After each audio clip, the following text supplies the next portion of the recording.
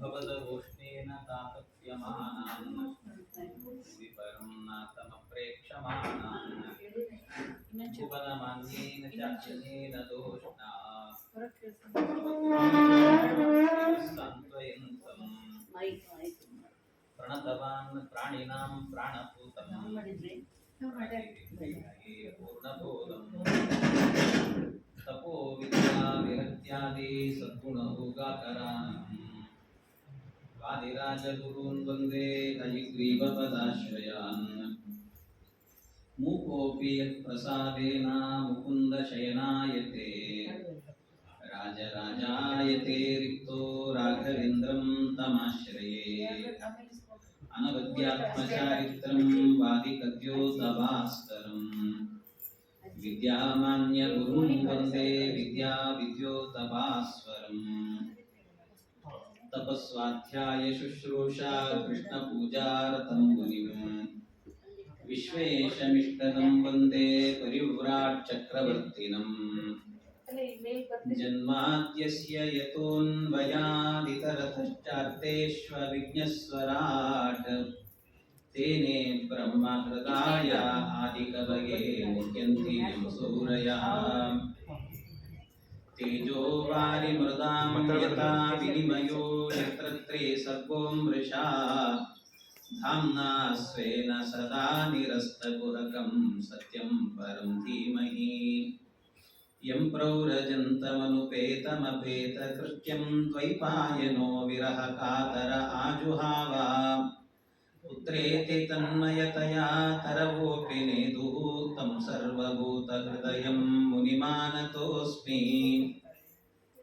निगमकल्पतरोर्गलितं फलं शुकमुखादमृतद्रवसंयुतं पिबत भागवतं रसमालयं मुहुरवो रसिका भुवि भावुकाः हरिकथामृतसार गुरुಗಳ ಕರುಣದಿಂದ ವನಿತು ಬೇಳುವೆ ಪರಮ ಭಗವದ್ಭಕ್ತರಿದನಾದರದಿ ಕೇಳುವುದು.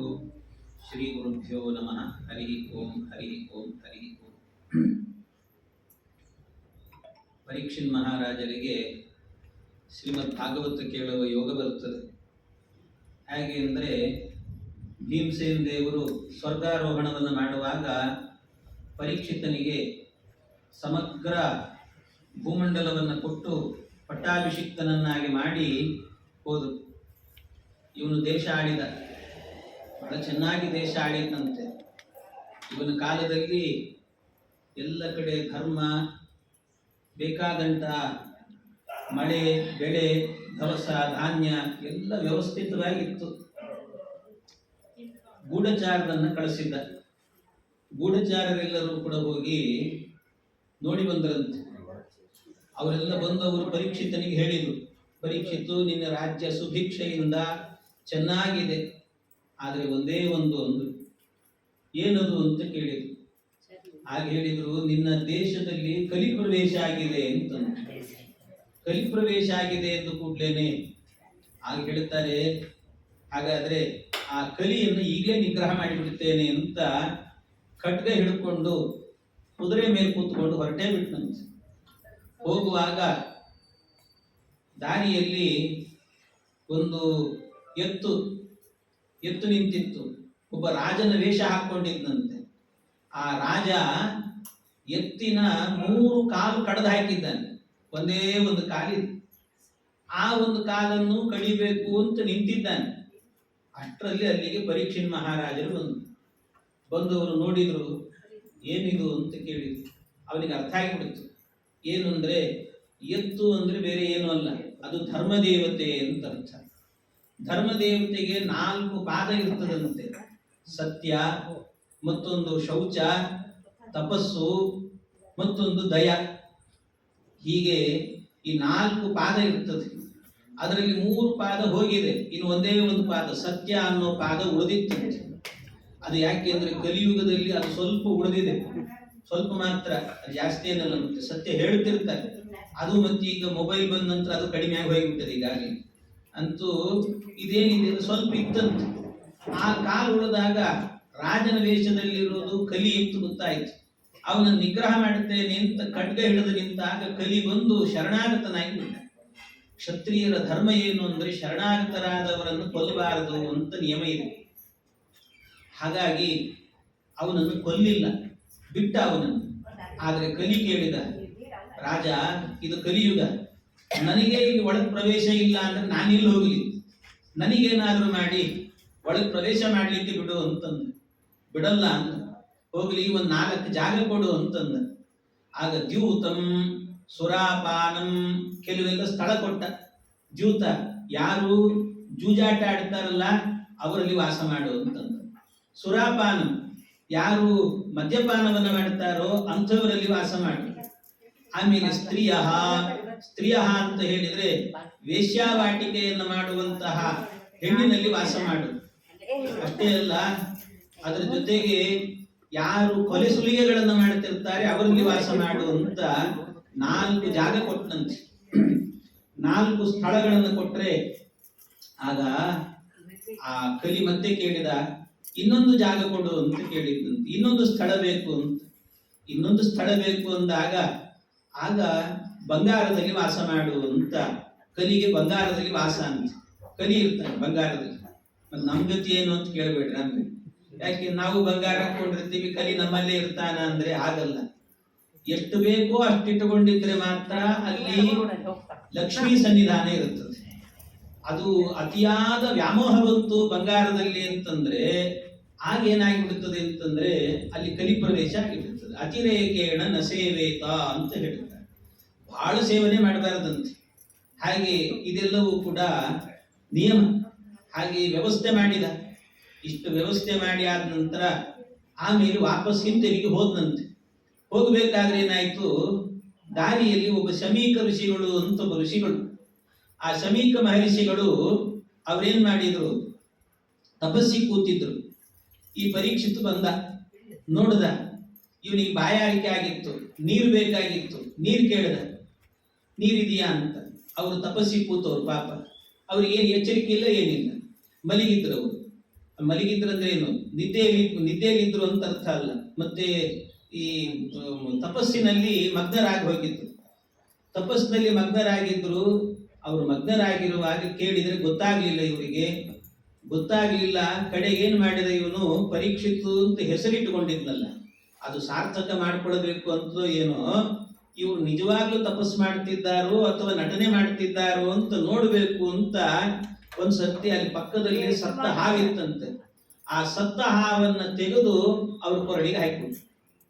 ಇಷ್ಟು ಮಾಡಿದ್ರು ಎಚ್ಚರಿಕೆ ಆಗ್ಲಿಲ್ಲ. ಅವಾಗ ಅನ್ನಿಸ್ತು ಇಲ್ಲ ನಿಜವಾಗ್ಲೂ ತಪಸ್ಸು ಮಾಡುತ್ತಿದ್ದಾರೆ ಅಂತ ಹೋಗಿಬಿಟ್ಟಂತೆ. ಹೋಗುವಾಗ ದಾರಿಯಲ್ಲಿ ಅವನಿಗೆ ಅನಿಸ್ತದೆ ಪ್ರಾಯಶ್ಚಿತ್ತ. ಮನುಷ್ಯ ತಪ್ಪು ಮಾಡೋದಲ್ಲ, ತಪ್ಪು ಮಾಡಿದ ಮೇಲೆ ಮನಸ್ಸಿನಿಂದ ಪ್ರಾಯಶ್ಚಿತ್ತ ಆಗಬೇಕಂತ. ಮನಸ್ಸಿನಿಂದ ಪ್ರಾಯಶ್ಚಿತ್ತ ಆಯ್ತು ಅವನಿಗೆ. ಹೋಗುವಾಗ ಅನಿಸ್ತಾ ಇದೆ, ಛೇ ಎಂಥ ಕೆಲಸ ಮಾಡಿದೆ ನಾನು. ಒಬ್ಬ ಬ್ರಾಹ್ಮಣ ತನ್ನಷ್ಟಕ್ಕೆ ತಾನು ಕೂತ್ಕೊಂಡು ತಪಸ್ಸನ್ನ ಮಾಡ್ತಾ ಇದ್ರೆ ಆ ಬ್ರಾಹ್ಮಣನ ಕೊರಳಿಗೆ ಸತ್ತ ಹಾವನ್ನು ಹಾಕಿ ಬಂದೆಲ್ಲ, ಎಂಥ ಅಪರಾಧ ಮಾಡಿದೆ. ಬ್ರಾಹ್ಮಣ ಅಂದ್ರೆ ಎಷ್ಟು ಎಷ್ಟು ಸನ್ನಿಧಾನ ಇರುತ್ತದೆ. ನಾಭೇರಧಸ್ತಾತ್ ಪಿತರಃ ನಾಭೇರೂರ್ಧ್ವಂತು ದೇವತಾಃ ಅಂತ ಶಾಸ್ತ್ರ ಹೇಳುತ್ತದೆ. ಒಬ್ಬ ನಿಷ್ಠಾವಂತನಾದಂತ ಬ್ರಾಹ್ಮಣ ಅಂತಾದ್ರೆ ಅವನ ನಾಭಿಯ ಕೆಳಭಾಗದಲ್ಲಿ ಸಮಸ್ತ ಪಿತೃದೇವತೆಗಳ ಸನ್ನಿಧಾನ, ನಾಭಿಯ ಮೇಲ್ಭಾಗದಲ್ಲಿ ದೇವಾನುದೇವತೆಗಳ ಸನ್ನಿಧಾನ ಇರ್ತದಂತೆ. ಅದರಿಂದ ಮನೆಗೆ ಯಾರಾದ್ರೂ ವೈಶಾಖ ಮಾಸದಲ್ಲಿ ಬ್ರಾಹ್ಮಣರು ಬಂದ್ರೆ ಪಾದ ತೊಳಿತಾರೆ ಮೊದಲು. ಯಾಕೆ ಅಂದ್ರೆ ಆ ಪಾದದಲ್ಲಿ ಅಷ್ಟು ಸನ್ನಿಧಾನ, ಪಿತೃದೇವತೆಗಳೆಲ್ಲ ಇರ್ತಾರಂತೆ. ಎಷ್ಟೆಲ್ಲ ತೀರ್ಥಗಳಿದ್ದಾವೋ, 3 ಲೋಕದಲ್ಲಿ ತೀರ್ಥಗಳಿದ್ದಾವೆ. ಆ ತೀರ್ಥ ಸ್ನಾನ ಮಾಡ್ಲಿಕ್ಕೆ ಆಗೋದಿಲ್ಲ. ಆದ್ರೆ ಬ್ರಾಹ್ಮಣರ ಪಾದ ತೊಳೆದು ಅದನ್ನು ಪ್ರೋಕ್ಷಣೆ ಮಾಡ್ಕೊಂಡ್ಬಿಟ್ರೆ 3 ಲೋಕದ ತೀರ್ಥದಲ್ಲಿ ಸ್ನಾನ ಮಾಡಿದ ಪುಣ್ಯ. ತ್ರೈಲೋಕ್ಯೆ ಯಾನಿ ತೀರ್ಥಾನಿ ತಾನಿ ತೀರ್ಥಾನಿ ಸಾಗರೇ ಸಾಗರೇ ಯಾನಿ ತೀರ್ಥಾನಿ ಪದೇ ವಿಪ್ರಸ್ಯ ದಕ್ಷಿಣೆ ಅಂತ. 3 ಲೋಕದಲ್ಲಿ ಎಷ್ಟು ತೀರ್ಥಗಳಿದೆಯೋ ಅಷ್ಟೂ ಸನ್ನಿಧಾನ ಎಲ್ಲಿದೆ ಅಂದ್ರೆ ಸಾಗರದಲ್ಲಿದೆ ಅಂತೆ, ಸಮುದ್ರದಲ್ಲಿದೆ ಅಂತೆ.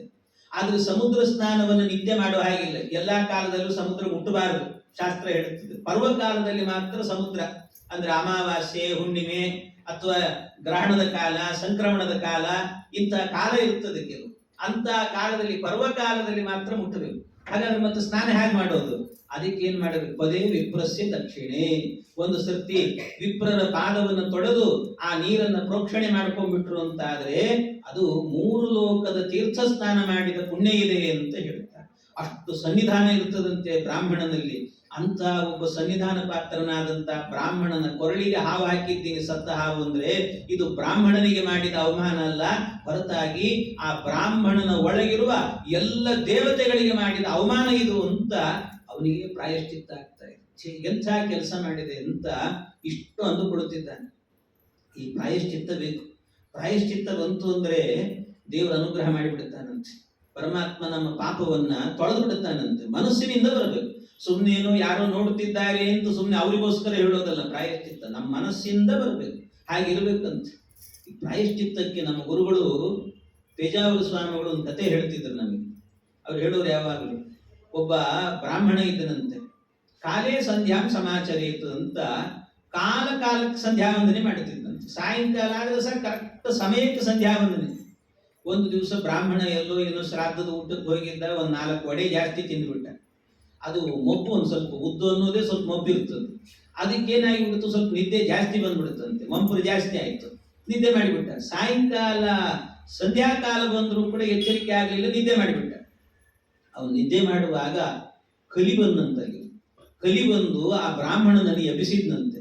ಹೇಳೋ ಬ್ರಾಹ್ಮಣ ಅಂತ ಎಬ್ಬಿಸಿ, ಸಂಧ್ಯಾಕಾಲ ಮೀರಿ ಹೋಗ್ತಾ ಇದೆಯೋ, ಬೇಗ ಸಂಧ್ಯಾ ವಂದನೆ ಮಾಡಿ ಹೋಗು ಅಂತ ಎಬ್ಬಿಸಿ ಕಳಿಸಿದ್ನಂತೆ.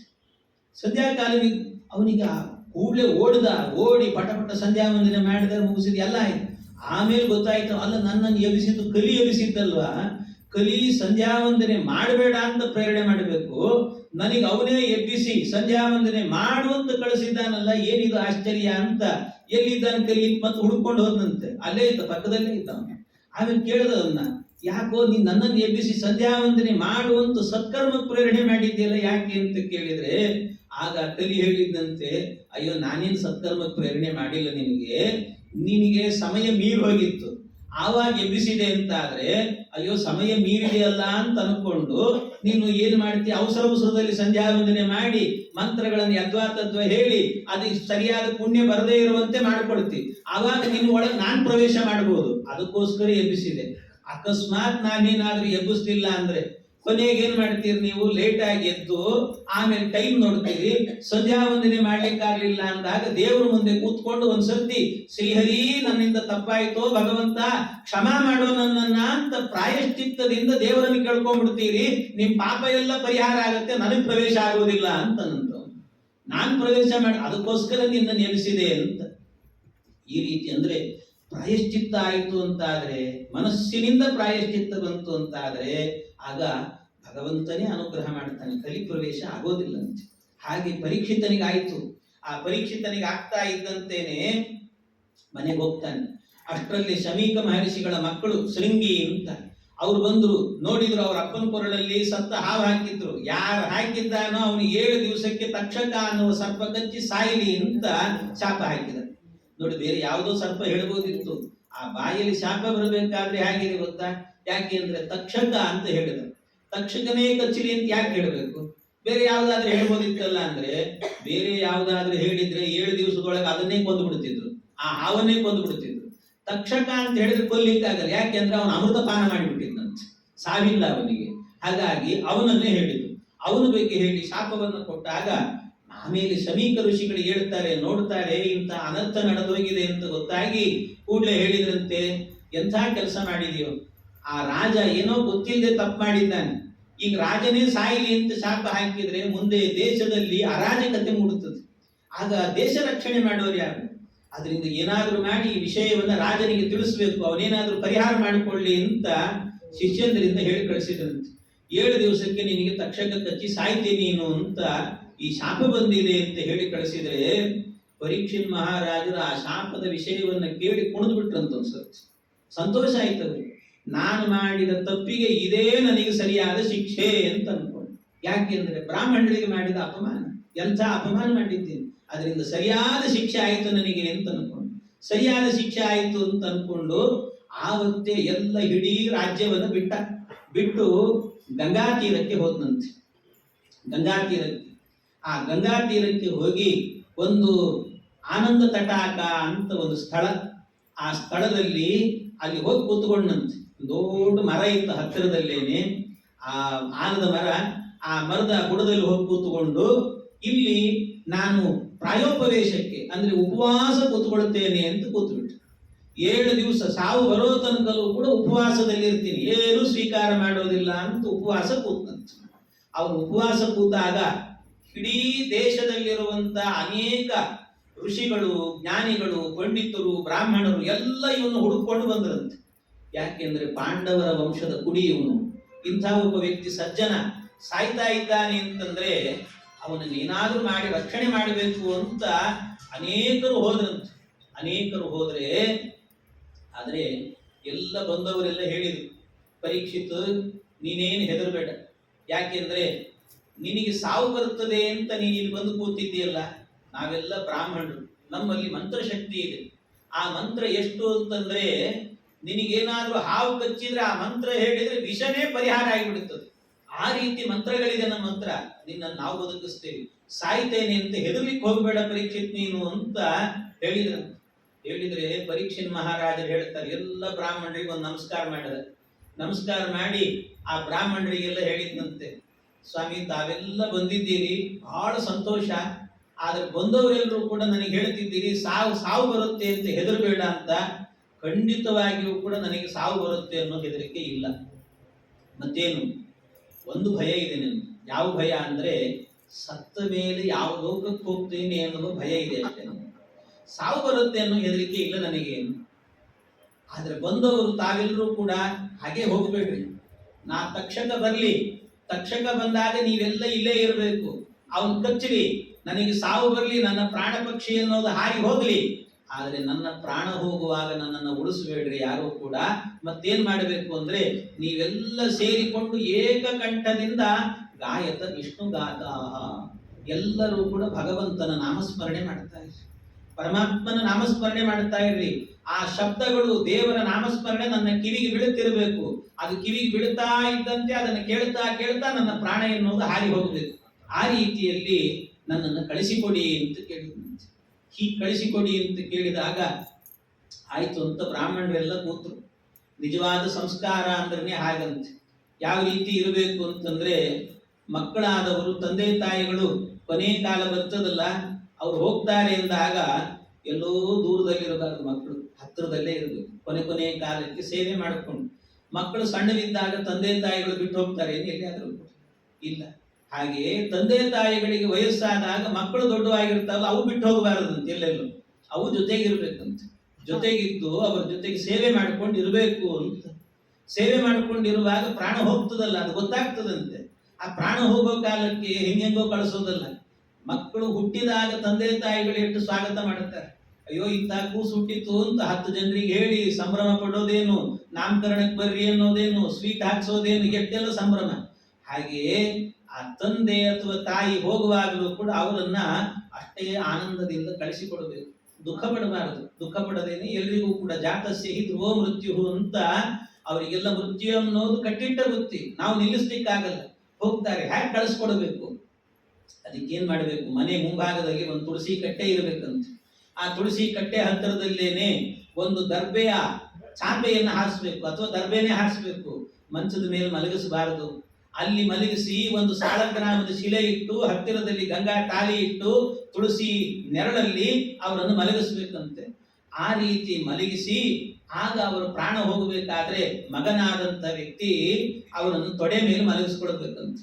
ತೊಡೆ ಮೇಲೆ ಅಂದ್ರೇನು, ಆ ಮಗನ ಬಲ ತೊಡೆ ಮೇಲೆ ಮಲಗಿರ್ಬೇಕು, ಬಲಗಿವಿ ಮೇಲೆ ಬಂದಿರಬೇಕು. ಆ ಬಲಗಿವಿಯಲ್ಲಿ ಮಗನಾದವನು ಒಂದಷ್ಟು ವೇದ ಮಂತ್ರ ಕಲ್ತಿರ್ಬೇಕು. ಪೌಮಾನ ಸೂಕ್ತ, ಕರ್ಣ ಸೂಕ್ತ ಅಂತೆಲ್ಲ ಇದೆ. ಆ ಪೌಮಾನ ಸೂಕ್ತದಲ್ಲೆಲ್ಲ ಹೇಳ್ತಾರೆ, ಯದಂತಿ ಯಚ್ಚ ದೂರಕ್ಕೆ ಭಯಂ ವಿಂದತಿ ಮಾಮಿಹ ಪವಾಮಾನ ವಿತಜ್ಜಾಹಿ ಪವಾಮಾನಸ್ಸೋ ಅದ್ಯನ ಪವಿತ್ರೇಣ ವಿಚರ್ಷಣಿಃ. ಇದು ಮೊದಲಾದ ಇಂಥ ಮಂತ್ರಗಳೆಲ್ಲ ಇದೆ. ಆ ಮಂತ್ರಗಳನ್ನೆಲ್ಲ ಹೇಳುವಾಗ ಒಳಗಡೆ ಏನಾಗುತ್ತೆ, ವಾಯುದೇವರು ಇರ್ತಾರೆ, ಅವರ ಸನ್ನಿಧಾನ ಬರ್ತದಂತೆ. ವಾಯುದೇವರ ಸನ್ನಿಧಾನ. ಆ ಸನ್ನಿಧಾನ ಬಂದಾಗ ವಾಯುದೇವರು ಏನ್ ಮಾಡ್ತಾರೆ ಅಂದ್ರೆ ಒಳಗಿಂದ ಪ್ರಾಣ ಹೋಗಬೇಕಾದ್ರೆ, ಇಲ್ಲ ಅಂದ್ರೆ ಪ್ರಾಣ ಹೋಗೋದು ಹೇಗಿರುತ್ತದೆ ಗೊತ್ತಾ? ಶತವೃಶ್ಚಿಕ ದಷ್ಟಸ್ಯ ಯಾ ಪೀಡ ಸಾನುಭೂಯತೆ ಅಂತ ಹೇಳಿ, 100 ಚೇಳುಗಳು ಏಕಕಾಲದಲ್ಲಿ ದೇಹವನ್ನು ಕುಟಿಕಿದ್ರೆ ಎಷ್ಟು ನೋವಾಗ್ತದೆ, ಅಷ್ಟು ನೋವು ದೇಹದಿಂದ ಪ್ರಾಣ ಹೋಗಬೇಕಾದ್ರೆ ಆಗ್ತದೆ. ಅದಕ್ಕೋಸ್ಕರವಾಗಿ ಏನ್ ಮಾಡಬೇಕು? ಅನಾಯಾಸೇನ ಮರಣಂ ಅಂತ ಹೇಳ್ತಾರೆ. ಯಾವ ಆಯಾಸ ಇಲ್ಲದೆ ಮರಣ ಬರಬೇಕು. ಅದಕ್ಕೇನ್ ಮಾಡಬೇಕು ಅಂತಂದ್ರೆ ಈ ರೀತಿ ವಾಯುದೇವರ ಧ್ಯಾನ ಮಾಡಬೇಕು, ಪೌಮಾನ ಕರ್ಣ ಸೂಕ್ತಾದಿಗಳನ್ನು ಹೇಳಬೇಕು. ಅದನ್ನು ಹೇಳಿದಾಗ ಏನಾಗುತ್ತಂತೆ, ಆ ಸಂದರ್ಭದಲ್ಲಿ ವಿಶೇಷವಾಗಿ ವಾಯುದೇವರ ಸನ್ನಿಧಾನ. ವಾಯುದೇವರು ಹೋಗಬೇಕಾದ್ರೆ ಒಳಗೆ, ದೇಹದ ಒಳಗೆ ಬರೀ ಜೀವಾತ್ಮ ಇರೋದಿಲ್ಲ, ಪರಮಾತ್ಮನ ಜೊತೆಗೆ ಜೀವಾತ್ಮ ಇರ್ತಾನಂತೆ. ವಾಯುದೇವರು ಏನ್ ಮಾಡ್ತಾರೆ? ತಮ್ಮ ಬಲಭುಜದಲ್ಲಿ ಪರಮಾತ್ಮನನ್ನ, ಎಡಭುಜದಲ್ಲಿ ಜೀವಾತ್ಮನನ್ನ ಕೂಡಿಸಿಕೊಂಡು ಆ ದೇಹದಿಂದ ಹಾರಿ ಹೋಗ್ತಾರಂತೆ. ಇದು ಪ್ರಾಣವನ್ನ ಕಳಿಸುವಂತ ಬಗೆ ಅಂತ ಹೇಳ್ತಾರೆ. ಈ ರೀತಿ ಕಳಿಸ್ಬೇಕಂತೆ. ಹಾಗಾಗಿ ಆ ಪರೀಕ್ಷಿತ್ ಹೇಳ್ತಾನೆ, ಬಂದವರು ಯಾರು ಹೋಗಬೇಡ್ರಿ, ನನ್ನನ್ನು ಕಳಿಸುವಾಗ ದೇವರ ನಾಮಸ್ಮರಣೆಯನ್ನ ಮಾಡ್ತಾ ಮಾಡ್ತಾ ಬರೀ ದೇವರ ನಾಮ ಕೇಳ್ತಾ ಕೇಳ್ತಾ ನನ್ನ ಪ್ರಾಣ ಹೋಗಬೇಕು, ಹಾಗೆ ನನ್ನನ್ನು ಕಳಿಸಿಕೊಡಿ ಅಂತ ಪ್ರಾರ್ಥನೆ ಮಾಡಿಕೊಂಡಂತೆ. ಆಯ್ತು ಅಂತ ಕೂತ್ಕೊಂಡು ಎಲ್ಲ ಅಲ್ಲೇ ಕೂತಿದ್ದಾರೆ. ಅದೇನು ಅವನ ಯೋಗ ಅನ್ನುವಂತೆ ಅವನ ಜೀವನದಲ್ಲಿ ಅವನನ್ನು ಹುಡುಕೊಂಡು ಶುಕಾಚಾರ್ಯರು ಬಂದ್ರಂತಲ್ಲಿ. ತತ್ರಾಭವತ್ ಭಗವಾನ್ ವ್ಯಾಸಪುತ್ರ ಅಲಕ್ಷ್ಯಲಿಂಗ ನಿಜಲಾಭ ತುಷ್ಟ. ಎಂಥ ಅದ್ಭುತವಾದ ವ್ಯಕ್ತಿತ್ವ ಅವರದ್ದು. ಬರೀ ಒಂದು ಕೌಪಿನ ಹಾಕೊಂಡಿರ್ತಾರಂತೆ. ಇಂಥ ಚಿನ್ಮಯ ರೂಪ ಅವರದ್ದು ಅಂದ್ರೆ ಮೈಯೆಲ್ಲ ಧೂಳಿದೆ, ಮಣ್ಣಿದೆ, ಆದ್ರೂ ಅದರಲ್ಲೊಂದು ಹೊಳಪಂತೆ ಅವರು.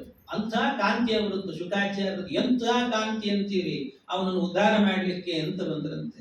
ಬಂದ್ರು. ಅವ್ರು ಕರೆದ್ರೂ ಬರುವುದಿಲ್ಲ ಅಷ್ಟು ಸುಲಭವಾಗಿ. ಅವರು ಅಕಸ್ಮಾತ್ ಯಾರನ್ನಾದ್ರೂ ಉದ್ಧಾರ ಮಾಡಬೇಕು ಅಂತ ಅನಿಸಿದ್ರೆ ತಾವೇ ಬಂದ್ಬಿಡ್ತಾರಂತೆ. ಹಾಗೆ ಬರೋರು ಯಾರಾದ್ರೂ ಕೆಲವರು ಇರ್ತಾರೆ, ಆಚಾರ್ಯಗಳಿಗೆಲ್ಲ ಬರಬೇಕು ಅಂದ್ರೆ, ಭಾಗವತ ಹೇಳಬೇಕು ಅಂದ್ರೆ, ಆಚಾರ್ಯ ಬನ್ನಿ, ನಿಮಗೆ ಇಷ್ಟು ದಕ್ಷಿಣೆ ಕೊಡ್ತೀನಿ ಬನ್ನಿ ಅಂತ ಹೇಳ್ತಾರಲ್ವಾ. ಹಾಗೆ ಹೇಳಿದ್ರೆ ಆ ರೀತಿ ಬರೋರು ಬೇರೆ, ಅನುಗ್ರಹ ಮಾಡಬೇಕು ಅಂತ ಬರೋರೇ ಕೆಲವರು ಇರ್ತಾರಂತೆ. ನೀವು ದಕ್ಷಿಣೆ ಕೊಡೋದು ಬೇಡ, ನಿಮ್ದೇನು ಬೇಡ, ನಮಗೆ ನಿಮ್ಮನ್ನು ಉದ್ಧಾರ ಮಾಡ್ಲಿಕ್ಕೆ ಬಂದೀನಿ ಅಂತ ಹೇಳೋರು ಇರ್ತಾರಂತೆ. ಹಾಗೆ ಆ ರೀತಿ ಬಂದವರು ಪರೀಕ್ಷಿನ್ ಮಹಾರಾಜರು. ಪರೀಕ್ಷಿನ್ ಮಹಾರಾಜರು ಬಂದು ಭಾಗವತವನ್ನ ಅಂದ್ರೆ ಬಂದು ಕೂತ್ಕೊಂಡ್ರು. ಆಗ ಪರೀಕ್ಷಿತ್ ಕೇಳ್ತಾನೆ, ಸ್ವಾಮಿ ನನ್ನನ್ನು ಉದ್ಧಾರ ಮಾಡಬೇಕು, ಏನಾದರೂ ಮಾಡಿ, 7 ದಿವಸ ನನಗೆ ಟೈಮ್ ಇರೋದು, ಇನ್ ಜಾಸ್ತಿ ಇಲ್ಲ, 7 ದಿವಸದಲ್ಲಿ ಕೇಳಲೇಬೇಕಾದ ವಿಷಯವನ್ನ ಹೇಳ್ರಿ ಅಂದ್ರೆ, ಶ್ರೋತವ್ಯಾನಿ ಹ ರಾಜೇಂದ್ರ ನೃಣಾಂ ಸಂತಿ ಸಹಸ್ರಶಃ. ಕೇಳಬೇಕಾದ 1000 ಇದೆ, ಯಾವ್ದು ಹೇಳಬೇಕು? ಆದರೂ ನನ್ನನ್ನು ಉದ್ಧಾರ ಮಾಡುವಂತ ಕತೆ ಹೇಳಿ, ಕೃಷ್ಣನ ಕತೆ ಹೇಳಿ ನನಗೆ ಅಂದ್ರೆ. ಆಗ ಪರೀಕ್ಷಿನ್ ಮಹಾರಾಜರಿಗೆ ಶುಕಾಚಾರ್ಯ ಹೇಳಿದ್ರು, ಬರೀ ಕೃಷ್ಣನ ಕಥೆ ಏನು, ಕೃಷ್ಣನ ಕಥೆಯನ್ನ ಒಳಗೊಂಡಿರುವಂತಹ ಶ್ರೀಮದ್ ಭಾಗವತವನ್ನೇ ನಿನಗೆ ಹೇಳ್ತೇನೆ, ನಿನ್ನನ್ನು ಉದ್ಧಾರ ಮಾಡುತ್ತೇನೆ ಅಂತ ಸಾಕ್ಷಾತ್ ರುದ್ರಾಂಶ ಸಂಭೂತರಾಗಿರುವಂತ ಶುಕಾಚಾರ್ಯರು ಭಾಗವತವನ್ನು, ಅದು ಎಂಥದ್ದು, ಸಂಸಾರದ ಬಂಧನಗಳನ್ನೆಲ್ಲ ಕಳಚಿ ಹಾಕುವಂತಹ ಅದ್ಭುತವಾಗಿರುವಂತಹ ಶ್ರೀಮದ್ ಭಾಗವತವನ್ನು ಹೇಳುತ್ತೇನೆ ಅಂತ ಭವಮೋಚಕ ಭಾಗವತ ಶಾಸ್ತ್ರವ ಅವನೀಶಗೆ ಪೇಳ್ದವನೀನಲ್ಲವೇ ಶಿವನೇ, ಶಿವನೇ ನಾ ನಿನ್ನ ಸೇವಕನಯ್ಯ, ದುರ್ಮನ ಬಿಡಿಸಯ್ಯ, ದುರ್ಮನ ಬಿಡಿಸಯ್ಯ. ನಮ್ಮ ಕೆಟ್ಟ ಮನಸ್ಸು ಹೋಗಬೇಕು, ಒಳ್ಳೆ ಮನಸ್ಸು ಬರಬೇಕು ಅಂದ್ರೆ ಮನೋಭಿಮಾನಿಗಳಾದ ರುದ್ರದೇವರೇ ಮಾಡಬೇಕು. ಆದ್ರಿಂದ ಭವಮೋಚಕವಾದಂತಹ ಭಾಗವತ ಶಾಸ್ತ್ರವನ್ನ ಅವನೀಶ, ಅವನಿ ಅಂದ್ರೆ ಭೂಮಿ, ಅದರ ಈಶ ಅಂದ್ರೆ ರಾಜ, ಅವನಿಗೆ ಉದ್ಧಾರ ಮಾಡಬೇಕು ಅಂತ ಒಂದು ಶುಕಾಚಾರ್ಯ ಹೇಳುತ್ತಿದ್ದಾರೆ ಭಾಗವತವನ್ನು. ಭಾಗವತ ಗ್ರಂಥದಲ್ಲಿ ಅನೇಕ ಸಂಗತಿಗಳು ಬಂದಿದ್ದಾನೆ. ಪರಮಾತ್ಮನ ಅನೇಕ ಚಿತ್ರ ವಿಚಿತ್ರವಾದಂತಹ ಕಥೆಗಳೆಲ್ಲವೂ ಕೂಡ ಬಂದಿದ್ದಾನೆ. ಅದರಲ್ಲಿ ಭಗವಂತ ಮೊದಲಿಗೆ ಕೇಳಿದ, ಪರೀಕ್ಷಿನ್ ಮಹಾರಾಜರು ಕೇಳಿದರು, ಸ್ವಾಮಿ ಕೊನೆ ಕಾಲ, ಮನುಷ್ಯನಾದವನು ಕೊನೆ ಕಾಲದಲ್ಲಿ ಮಾಡಲೇಬೇಕಾದ ಚಿಂತನೆ ಏನು ಹೇಳ್ರಿ ಅಂತ ಕೇಳಿದ್ರು.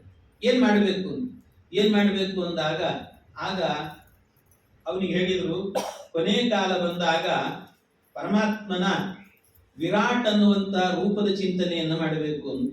ವಿರಾಟ್ ಅಂತ ಒಂದು ರೂಪ, ವಿರಾಟ್ ರೂಪ ಅದು ಪಾತಾಲಮೇತಸ್ಯ ಹಿ ಪಾದ ಮೂಲಂ ಪಟಂತಿ ಪಾರ್ಶ್ವಿ ಪ್ರಪದೇ ರಸಾತಲಂ ಮಹಾತಲಂ ವಿಶ್ವಸೃಜಸ್ಯ ಕುಲ್ಭೌ. ಒಂದೊಂದು ಹೇಳುತ್ತಾರೆ. ಸಮಗ್ರ ಬ್ರಹ್ಮಾಂಡ ಏನಿದೆಯಲ್ವಾ, ಈ ಬ್ರಹ್ಮಾಂಡ ಎನ್ನುವಂತಹದ್ದು ಭಗವಂತನ ದೇಹ ಇದು ಅಂತ. ಆ ಪರಮಾತ್ಮನ ದೇಹದಲ್ಲಿ ಒಂದೊಂದು ಅವಯವಗಳಿರ್ತದಲ್ಲ, ಆ ಒಂದೊಂದು ಅವಯವಗಳಿಂದಲೂ ಕೂಡ ಒಂದೊಂದು ಒಂದೊಂದು ಲೋಕಗಳೆಲ್ಲ ಹುಟ್ಟಿತು ಅಂತ. ಒಂದೊಂದು ಲೋಕ, ಆ ಲೋಕಗಳೆಲ್ಲ ಯಾವ್ಯಾವ್ದು ಎಲ್ಲೆಲ್ಲಿಂದ ಹುಟ್ಟಿತು ಅಂತ ಚಿಂತನೆ ಮಾಡಿರ್ಬೇಕು. ಅದು ವಿಸ್ತಾರವಾಗಿದೆ.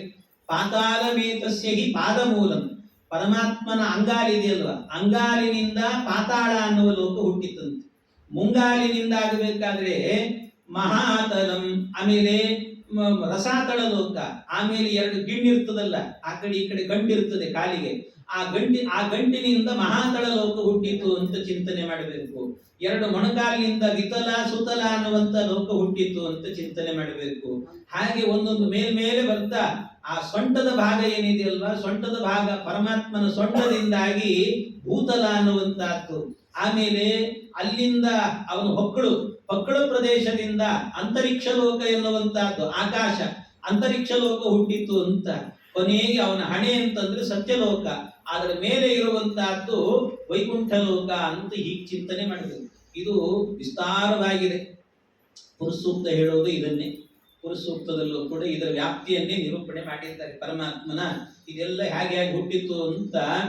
ಪರಮಾತ್ಮನ ನಾಭಿಯಿಂದ ಅಂತರಿಕ್ಷ ಲೋಕ, ನಾಭ್ಯ ಆಸೀದಂತರಿಕ್ಷಂ ಶೀರ್ಷ್ಣೋದ್ಯೌ ಸಮವರ್ತತ ಎಲ್ಲ ಹೇಳ್ತಾರೆ. ಹೀಗೆ ಒಂದೊಂದು ಲೋಕ ಹುಟ್ಟಿತ್ತು ಅಂತ. ವಿರಾಟ್ ಪುರುಷ ಅಂತ ಪುರುಷ ಸೂಕ್ತಕ್ಕೆ ಹೆಸರೇನು ಅಂದ್ರೆ ಬರೀ ಪುರುಷ, ವಿರಾಟ್ ಪುರುಷ ಸೂಕ್ತ ಅಂತ. ವಿರಾಟ್ ರೂಪಿ ಪರಮಾತ್ಮನ ವರ್ಣನೆ ಮಾಡೋದ್ರಿಂದ ಅದಕ್ಕೆ ವಿರಾಟ್ ಪುರುಷ ಸೂಕ್ತ ಅಂತ ಕರೀತಾರೆ. ಅಂತ ಒಂದು ಭಗವಂತನ ಮಹಿಮೆಯನ್ನು ಹೇಳುವಂತಹದ್ದು ಎಲ್ಲ. ಆಮೇಲೆ ಇಂದ್ರಾದಯೋ ಬಾಹವ ಆಹುರುಸ್ರಾಹ, ಆಮೇಲೆ ಪರಮಾತ್ಮನ ಒಂದೊಂದು ಅವಯವದಿಂದ ದೇವತೆಗಳು ಹುಟ್ಟಿದ್ರು ಅಂತ ಹೇಳ್ತಾರೆ. ಅವನ ಮುಖಗಳಿಂದ ಒಂದೊಂದು ಕಡೆಯಿಂದಲೂ ಕೂಡ ಒಂದೊಂದು ವರ್ಣಾಭಿಮಾನಿ ದೇವತೆಗಳು, ವರ್ಣಗಳು ಅಂತ ವ್ಯವಸ್ಥೆ ಇದೆ, ವರ್ಣ ವ್ಯವಸ್ಥೆ ಅಂತ. ಬ್ರಾಹ್ಮಣ, ಕ್ಷತ್ರಿಯ, ವೈಶ್ಯ, ಶೂದ್ರ ಅಂತ. ಅದರಲ್ಲಿ ಬ್ರಾಹ್ಮಣೋಸ್ಯ ಮುಖಮಾಸೀತ್ ಬಾಹುರಾಜನ್ಯಕೃತಃ ಊರು ತದಸ್ಯ ಯದ್ವೈಶ್ಯಃ ಪದ್ಭ್ಯಾಂ ಶೂದ್ರೋ ಅಜಾಯತ. ಎಲ್ಲವೂ ಕೂಡ ಒಬ್ಬೊಬ್ಬರು ಹುಟ್ಟಿದ್ರು ಅಂತ. ಆಮೇಲೆ ಪರಮಾತ್ಮನ ಅವಯವಗಳಿಂದ ಒಬ್ಬೊಬ್ಬ ದೇವತೆಗಳು ಹುಟ್ಟಿದ್ರು ಅಂತ.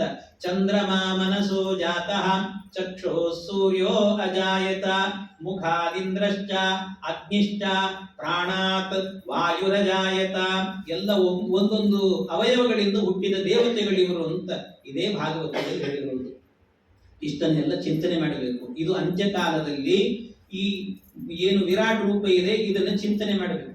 ಇಡೀ ಭಗವಂತನ ದೇಹ ಅನ್ನುವಂತಹದ್ದು ಬ್ರಹ್ಮಾಂಡ ಅಂತ ಚಿಂತನೆ ಮಾಡ್ಕೊಂಡು ಇದನ್ನು ಮಾಡಬೇಕಂತ. ಹೀಗೆ ವಿರಾಟ್ ರೂಪದ ಚಿಂತನೆ. ಆಮೇಲೆ ಇಂಥ ಚಿಂತನೆ ಮಾಡ್ತಾ ಕೆಲವು ಪ್ರಳಯ ಚಿಂತನೆಗಳನ್ನು ಮಾಡಬೇಕು ಅಂತ ಹೇಳುತ್ತಾರೆ. ನಾನು ಅದನ್ನು ವಿಸ್ತಾರ ಮಾಡ್ಲಿಕ್ಕೆ ಹೋಗೋದಿಲ್ಲ, ತಲೆ ಕೆಡುತ್ತದೆ ಒಂದ್ಸರ್ತಿ. ಆ ರೀತಿ ಪ್ರಳಯ ಬಗ್ಗೆ ಹೇಳುತ್ತಾರೆ, ನಿರೂಪಣೆ ಮಾಡುತ್ತಾರೆ.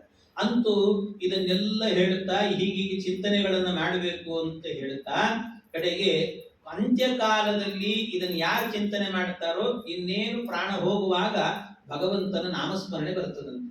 ಇದು ಅಂತ್ಯಕಾಲದಲ್ಲಿ ಮಾತ್ರ ಮಾಡೋದಲ್ಲ, ಪ್ರತಿನಿತ್ಯ ಮಾಡಬೇಕಂತೆ. ಕ್ರಿಯಾವಸಾನೆ ಪ್ರಯತ ಸ್ಮರೇತ.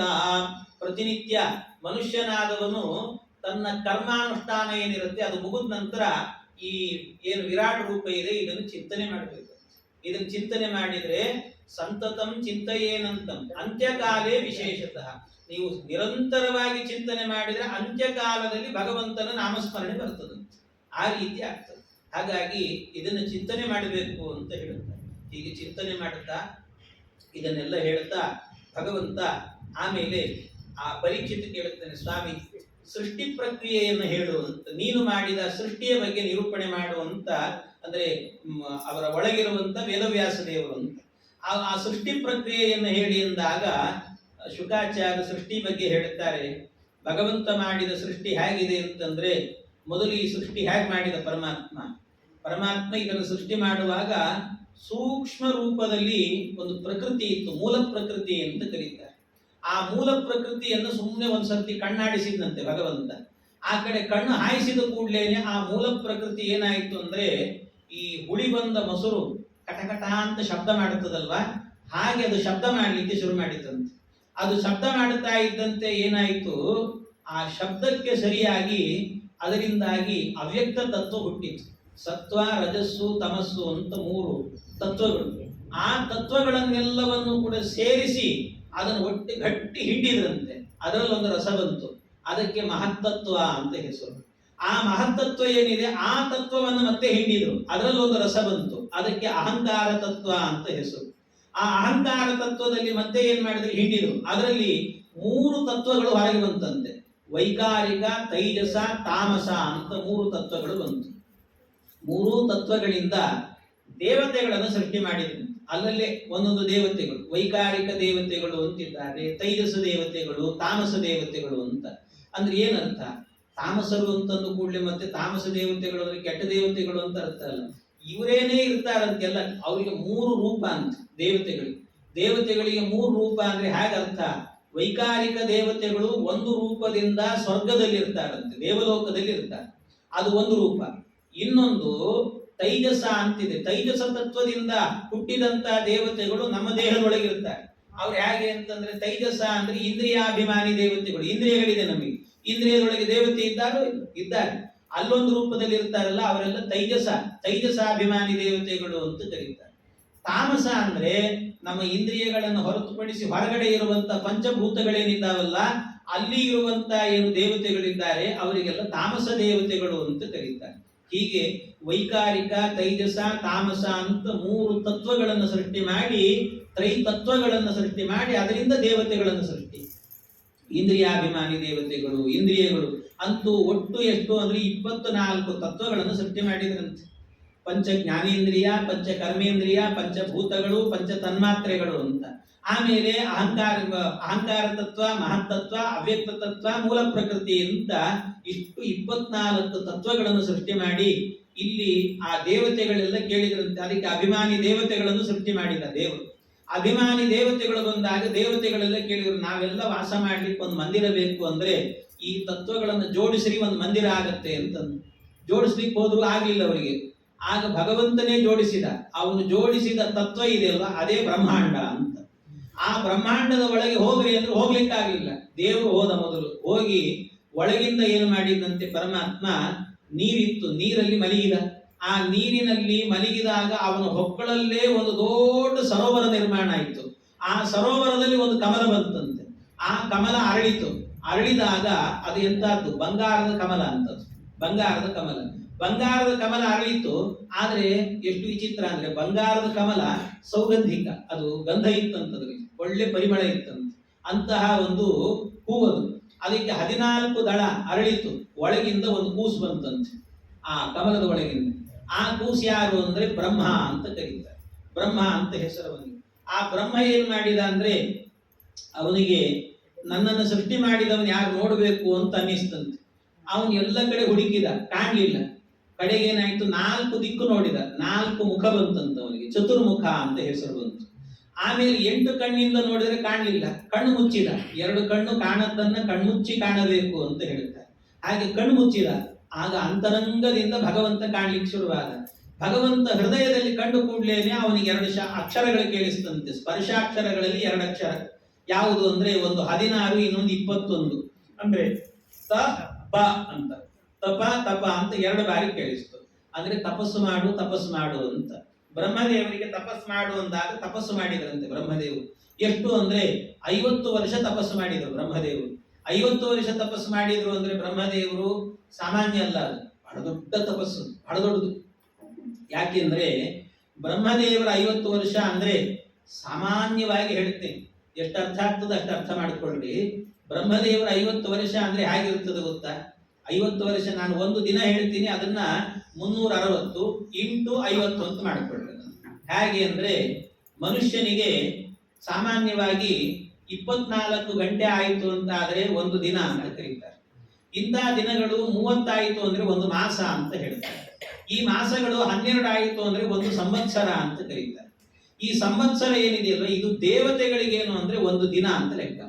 ಮನುಷ್ಯರಿಗೆ ಒಂದು ವರ್ಷ ಆಯಿತು ಅಂದ್ರೆ ದೇವತೆಗಳಿಗೆ ಒಂದು ದಿನ ಅಂತ. ಅದರಲ್ಲಿ 2 ಅಯನಗಳು. ಉತ್ತರಾಯಣ ಅನ್ನೋದು ದೇವತೆಗಳಿಗೆ ಹಗಲು, ದಕ್ಷಿಣಾಯಣ ಅನ್ನುವಂತಹದ್ದು ದೇವತೆಗಳ ರಾತ್ರಿ ಅಂತ. ಆದ್ರಿಂದ ದೇವತಾ ಪ್ರತಿಷ್ಠೆ ಇತ್ಯಾದಿ ಕಾರ್ಯಗಳೆಲ್ಲವೂ ಕೂಡ, ಒಂದೇನಾದ್ರೂ ದೇವಸ್ಥಾನ ಕಟ್ಟಿ ದೇವರ ಪ್ರತಿಷ್ಠೆ ಮಾಡಬೇಕು ಅಂದ್ರೆ ಉತ್ತರಾಯಣಕ್ಕೆ ಕಾಯ್ತಾರೆ. ಯಾಕೆ ಅಂತಂದ್ರೆ ದೇವತೆಗಳು ಮಲಗಿದಾಗ ಪ್ರತಿಷ್ಠೆ ಮಾಡಿದ್ರೆ ಎಲ್ಲಿ ಬರ್ತಾರೆ ಅವ್ರು ಪಾಪ, ಅದಕ್ಕೆ ಎದ್ದಿರಬೇಕು. ಅದಕ್ಕೋಸ್ಕರ ಉತ್ತರಾಯಣ ಅಂತ ಹೇಳೋದು. ಉತ್ತರಾಯಣ ಕಾಲ ಅದು ಹಗಲು, ದಕ್ಷಿಣಾಯನ ಅನ್ನುವಂತಹದ್ದು ರಾತ್ರಿ ಅಂತ ಅರ್ಥ. ಇಂತಹದ್ದು ದೇವತೆಗಳಿಗೆ ಒಂದು ದಿನ, ನಮಗೆ 360 ದಿವಸ ಆದ್ರೆ ಅವರಿಗೆ ಒಂದು ದಿನ. ಆ ದೇವಮಾನದಲ್ಲಿ ಮತ್ತೆ 360 ದಿವಸ ಆಯಿತು ಅಂದ್ರೆ ಅದು ಅವರಿಗೆ ಒಂದು ವರ್ಷ ಅಂತೆ. ಅವರಿಗೆ ದೇವಮಾನದಲ್ಲಿ ನಮಗೆ ಒಂದು ವರ್ಷ, ಅವರಿಗೆ ಒಂದು ದಿನ. ಅಂತ ದಿನಗಳು 360 ಆಗಬೇಕು. 360 ಆಯಿತು ಅಂತ ಆದ್ರೆ ಅದು ದೇವತೆಗಳಿಗೆ ಒಂದು ದಿನ ಅಂತ. ಇಂಥ ದಿನಗಳು ಎಷ್ಟಾಗಬೇಕು ಅಂದ್ರೆ ದೇವಮಾನದಲ್ಲಿ ಸುಮಾರು 12,000 ವರ್ಷ ಆಯಿತು ಅಂದ್ರೆ ಅದು ಒಂದು ಚತುರ್ಯುಗ ಅಂತ ಕರೀತಾರೆ. 12,000 ವರ್ಷ. ಅದರಲ್ಲಿ 4,000 ವರ್ಷ ಕೃತಯುಗ, 3,000 ವರ್ಷ ತ್ರೇತಾಯುಗ, 2,000 ವರ್ಷ ದ್ವಾಪರ ಯುಗ, 1,000 ವರ್ಷ ಎನ್ನುವಂತಹದ್ದು ಕಲಿಯುಗ ಅಂತ. ಅಂದ್ರೆ 10 ಆಯ್ತು. ಇನ್ನೆರಡೇನು ಅಂದ್ರೆ ಅದು ಸಂಧಿಕಾಲ. ಅಂದ್ರೆ ಕಲಿಯುಗ ಆದ್ಮೇಲೆ ಕೃತಯುಗ ಆರಂಭ ಆಗ್ಲಿಕ್ಕೆ 800 ವರ್ಷ, ಕೃತ ಆದ್ಮೇಲೆ ತ್ರೇತೆ ಆರಂಭ ಆಗ್ಲಿಕ್ಕೆ 600, ತ್ರೇತೆ ಆದ ನಂತರ ದ್ವಾಪರ ಆರಂಭ ಆಗ್ಲಿಕ್ಕೆ 400, ದ್ವಾಪರ ಆದ್ಮೇಲೆ ಕಲಿ ಆರಂಭ ಆಗ್ಲಿಕ್ಕೆ 200 ಅಂತ. ಒಟ್ಟು 12,000 ವರ್ಷ ಆಯಿತು ಅಂತ ಆದ್ರೆ ಇದನ್ನ ಒಂದು ಚತುರ್ಯುಗ ಅಂತ ಕರೀತಾರೆ. ಒಂದು ಚತುರ್ಯುಗ. ಇಂಥ ಚತುರ್ಯುಗ ಇದೆಯಲ್ವಾ, ಇಂಥ ಚತುರ್ಯುಗ ಎನ್ನುವಂತಹದ್ದು ಎಷ್ಟು ಕಳಿಬೇಕು ಅಂತಂದ್ರೆ ಇಂಥ ಚತುರ್ಯುಗಗಳು ಒಟ್ಟು 71 ಬಾರಿ ಕಳಿಬೇಕಂತ. 71 ಬಾರಿ. ಇಂಥ 71 ಬಾರಿ ಕಳೀತು ಅಂತ ಆದ್ರೆ ಅದು ಏನು ಅಂತಂದ್ರೆ ಮನ್ವಂತರಂತು ದಿವ್ಯಾನಾಂ ಯುಗಾನಾಂ ಏಕಸಪ್ತ, ಒಂದು ಮನ್ವಂತರ ಅಂತ ಕರೀತಾರೆ. ಇಂಥ ಚತುರ್ಯುಗದ ಚಕ್ರ 71 ಬಾರಿ ತಿರುಗಿದ್ರೆ ಅದು ಒಂದು ಮನ್ವಂತರ ಅಂತ. ಅಂತ ಮನ್ವಂತರಗಳು ಎಷ್ಟಿದ್ದಾವೆ ಅಂದ್ರೆ 14 ಮನ್ವಂತರ. ಅಂದ್ರೆ ಆಲ್ಮೋಸ್ಟ್ ಎಷ್ಟಾಗತ್ತೆ ಅಂದ್ರೆ ಲೆಕ್ಕಾಚಾರವನ್ನ ಮಾಡಿದ್ರೆ 1,000 ಬಾರಿ ಈ ಚತುರ್ಯುಗ ಚಕ್ರ ತಿರುಗಿತು ಅಂತ ಆದ್ರೆ 14 ಮನ್ವಂತರ ಅಂತ. 1,000 ಬಾರಿ ತಿರುಗಬೇಕು ಈ ಚತುರ್ಯುಗದ ಚಕ್ರ. ಇಂಥ ಚಕ್ರ ತಿರುಗಿದ್ರೆ ಇದಿಷ್ಟು ಸೇರಿದ್ರೆ ಬ್ರಹ್ಮದೇವರಿಗೆ ಎಷ್ಟು ಅಂದ್ರೆ ಬರೀ ಒಂದು ಹಗಲು 12 ತಾಸು ಅಂತ. ಬ್ರಹ್ಮದೇವರಿಗೆ 12 ತಾಸು ಅಂತ.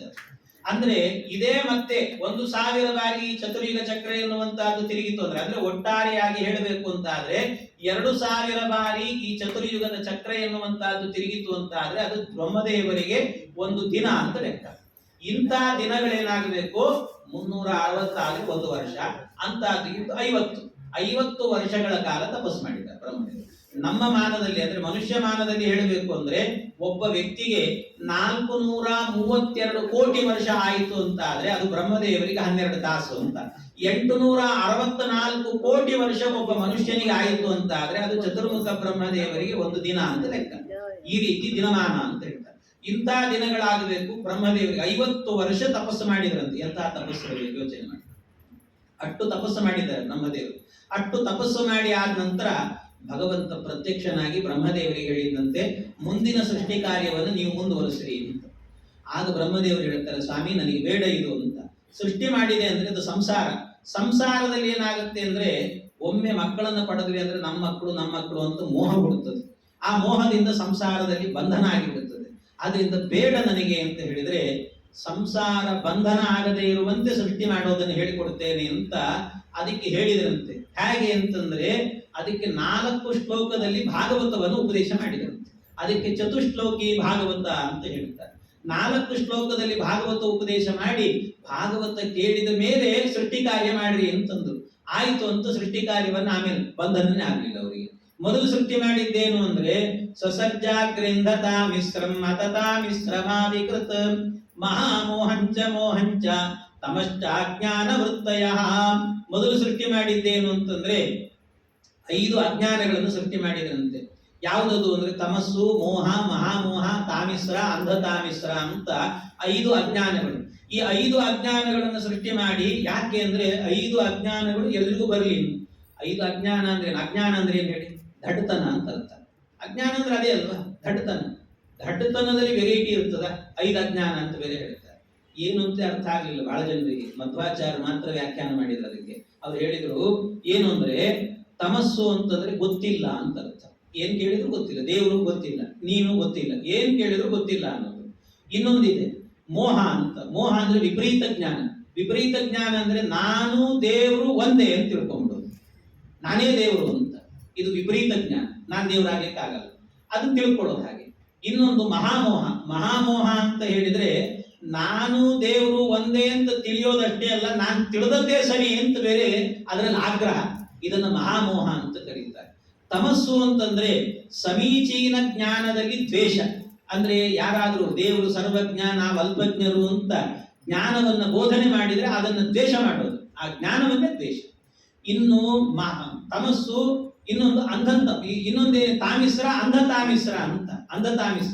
ಅಂಧತಾಮಿಸ್ರ ಅಂತ ಹೇಳಿದ್ರೆ ಯಾರಾದ್ರೂ ಈ ಸಮೀಚೀನ ಜ್ಞಾನ ಬೋಧನೆ ಮಾಡ್ತಾರಲ್ಲ ಅವರ ಮೇಲೆ ಮಾರಣಾಂತಿಕ ಹಲ್ಲೆ ಮಾಡಬೇಕು ಅನ್ನುವಂತ ಭಾವನೆ ಹುಟ್ಟೋದಿದೆಯಲ್ಲ, ಇದನ್ನ ಅಂಧತಾಮಿಸ್ರ ಅಂತ ಕರೀತಾರಂತೆ. ಹೀಗೆ 5 ಅಜ್ಞಾನಗಳು. ಈ ಅಜ್ಞಾನ ನಮಗೆ ಬರಬಾರದು ಅಂತ ನಿತ್ಯ ಕೇಳ್ಕೊಳ್ಬೇಕು, ದೇವರನ್ನು ಕೇಳ್ಕೊಳ್ಬೇಕಂತ.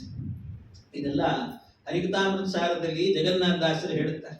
ನಿತ್ಯ ನೀವೇನ್ ಮಾಡ್ರಿ ಅಂದ್ರೆ ಭಗವಂತನ 5 ರೂಪಗಳಿದೆ. ನಾರಾಯಣ ಅಷ್ಟಾಕ್ಷರ ಜಪ ಮಾಡ್ತೀರಲ್ವಾ, ಕೃದ್ದೋಲ್ಕ, ಮಹೋಲ್ಕ, ವೀರೋಲ್ಕ, ಜ್ಯೋಲ್ಕ, ಸಹಸ್ರೋಲ್ಕ ಅಂತ. ಕೃದ್ದೋಲ್ಕಾಯ ಹೃದಯಾಯ ನಮಃ, ಮಹೋಲ್ಕಾಯ ಶಿರಸೇ ಸ್ವಾಹ ಅಂತ ನಾರಾಯಣ ಅಷ್ಟಾಕ್ಷರ ಮಾಡುವಾಗ ಇದನ್ನು ಹೇಳ್ಕೊಡ್ಬೇಕು, ಅಂಗನ್ಯಾಸ ಅಂತ. ಅಲ್ಲಿ ಏನು ಮಾಡ್ತೀವಲ್ಲ ನಾವು, ಆ ಭಗವಂತನ ರೂಪಗಳನ್ನು ನಿತ್ಯ ಚಿಂತನೆ ಮಾಡಬೇಕಂತೆ. ಜಗನ್ನಾಥದಾಸರು ಹೇಳುತ್ತಾರೆ, 5 ವಿದ್ಯೆಗಳೊಳಗೆ ಇಹ ನಾಗಾದಿಗಳದಿಷ್ಟಾನದಲ್ಲಿ ಲಕುಮೀದವನು ಕೃದ್ದೋಲ್ಕಾದಿ ಮೊದಲಾದ 5 ರೂಪವತಾಧರಿಸಿ. ಪರಮಾತ್ಮ ಅಂದ್ರೆ 5 ವಿದ್ಯೆಗಳ 5 ಅವಿದ್ಯೆಗಳು ಅಂದ್ರೆ 5 ಅಜ್ಞಾನಗಳು. ಅವುಗಳಲ್ಲಿ ಏನಾಗಿದೆ ಅಂದ್ರೆ ಅಭಿಮಾನಿ ದೇವತೆಗಳಿರ್ತಾರೆ, ಮರುದೇವತೆಗಳು 5 ಜನ ಇರ್ತಾರೆ. ಯಾರ್ಯಾರು ಅಂದ್ರೆ ಅವರೆಲ್ಲರೂ ಕೂಡ ನಾಗ, ಕೂರ್ಮ, ಕೃಕಲ, ದೇವದತ್ತ, ಧನಂಜಯ ಅಂತ 5 ಅಭಿಮಾನಿ ದೇವತೆಗಳು. ಆ ಅಭಿಮಾನಿ ದೇವತೆಗಳ ಅಂತರ್ಯಾಮಿಯಾಗಿ ಭಗವಂತನ 5 ರೂಪಗಳು ಕೃದ್ದೋಲ್ಕ, ಮಹೋಲ್ಕ, ವೀರೋಲ್ಕ, ದ್ಯೋಲ್ಕ, ಸಹಸ್ರೋಲ್ಕ ಅಂತ ನಿತ್ಯ ಅದನ್ನು ಪ್ರಾರ್ಥನೆ ಮಾಡಬೇಕಂತೆ.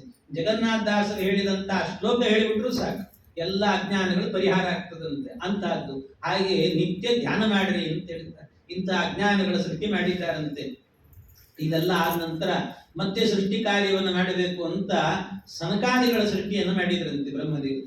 ಸನಕಾದಿಗಳ ಸೃಷ್ಟಿ ಮಾಡಿ ನೀವು ಸೃಷ್ಟಿ ಕಾರ್ಯ ಮುಂದುವರಿಸ್ರಿ ಅಂದ್ರೆ ಸನಕಾದಿಗಳು ಕೇಳಲಿಲ್ಲ.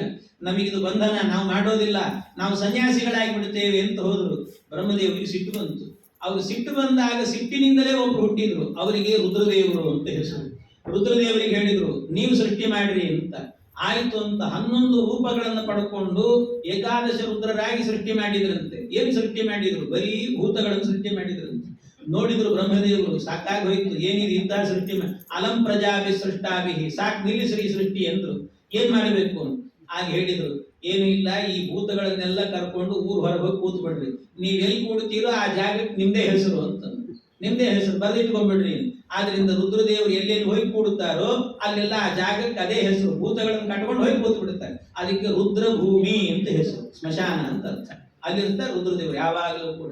ಮತ್ತು ಅಲ್ಲಿರ್ತಾರೆ ಅಂತ ರುದ್ರದೇವರನ್ನ ಅವ್ರು ಧ್ಯಾನ ಮಾಡಬಾರದು, ಅವ್ರ ಮೈಲಿಗೆ ಹಿಂಗೆಲ್ಲ ಯೋಚನೆ. ಪರಮ ಪವಿತ್ರರು ರುದ್ರದೇವರ ಅನುಗ್ರಹ ಆಯ್ತು. ಅವ್ರ ಅನುಗ್ರಹ ಇಲ್ಲ ಅಂದ್ರೆ ಒಂದು ಸತ್ಕರ್ಮ ಮಾಡ್ಲಿಕ್ಕೆ ಸಾಧ್ಯ ಇಲ್ಲ. ಎಂಥ ಮಹಾತ್ಮರು ಅಂತೀರಿ ರುದ್ರದೇವರು. ಯಾಕೆ ಅಂದ್ರೆ ರುದ್ರದೇವರು ಪ್ರತಿನಿತ್ಯ ಒಂದು ಒಳ್ಳೆ ಕೆಲಸ ಮಾಡಬೇಕಂದ್ರೆ ಭೂತಗಳೆಲ್ಲ ನಮಗೆ ತೊಂದರೆ ಮಾಡ್ತಿರ್ತವೆ. ಎಷ್ಟು ಜನರಿಗೆ ಇರ್ತದೆ ಹೇಳಿ?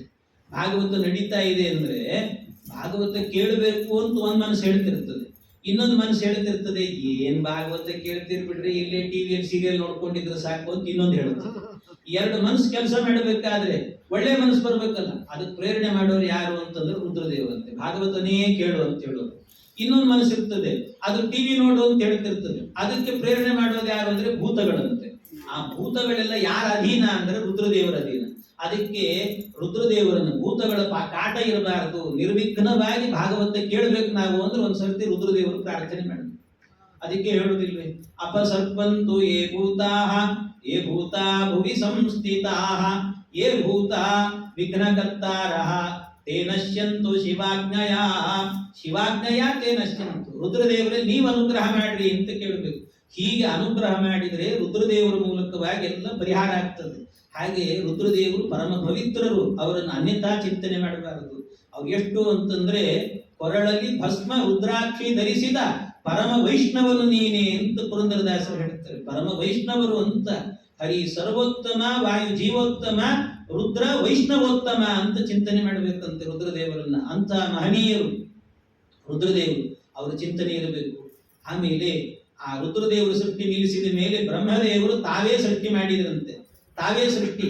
ಏನು ಸೃಷ್ಟಿ ಮಾಡಿದ್ರು? ತಮ್ಮ ದೇಹವನ್ನೇ ಎರಡು ಭಾಗ ಮಾಡಿ, ಬಲಭಾಗದಿಂದ ಒಂದು ಗಂಡಿನ ರೂಪ ಬಂತು, ಎಡಭಾಗದಿಂದ ಒಂದು ಹೆಣ್ಣಿನ ರೂಪ.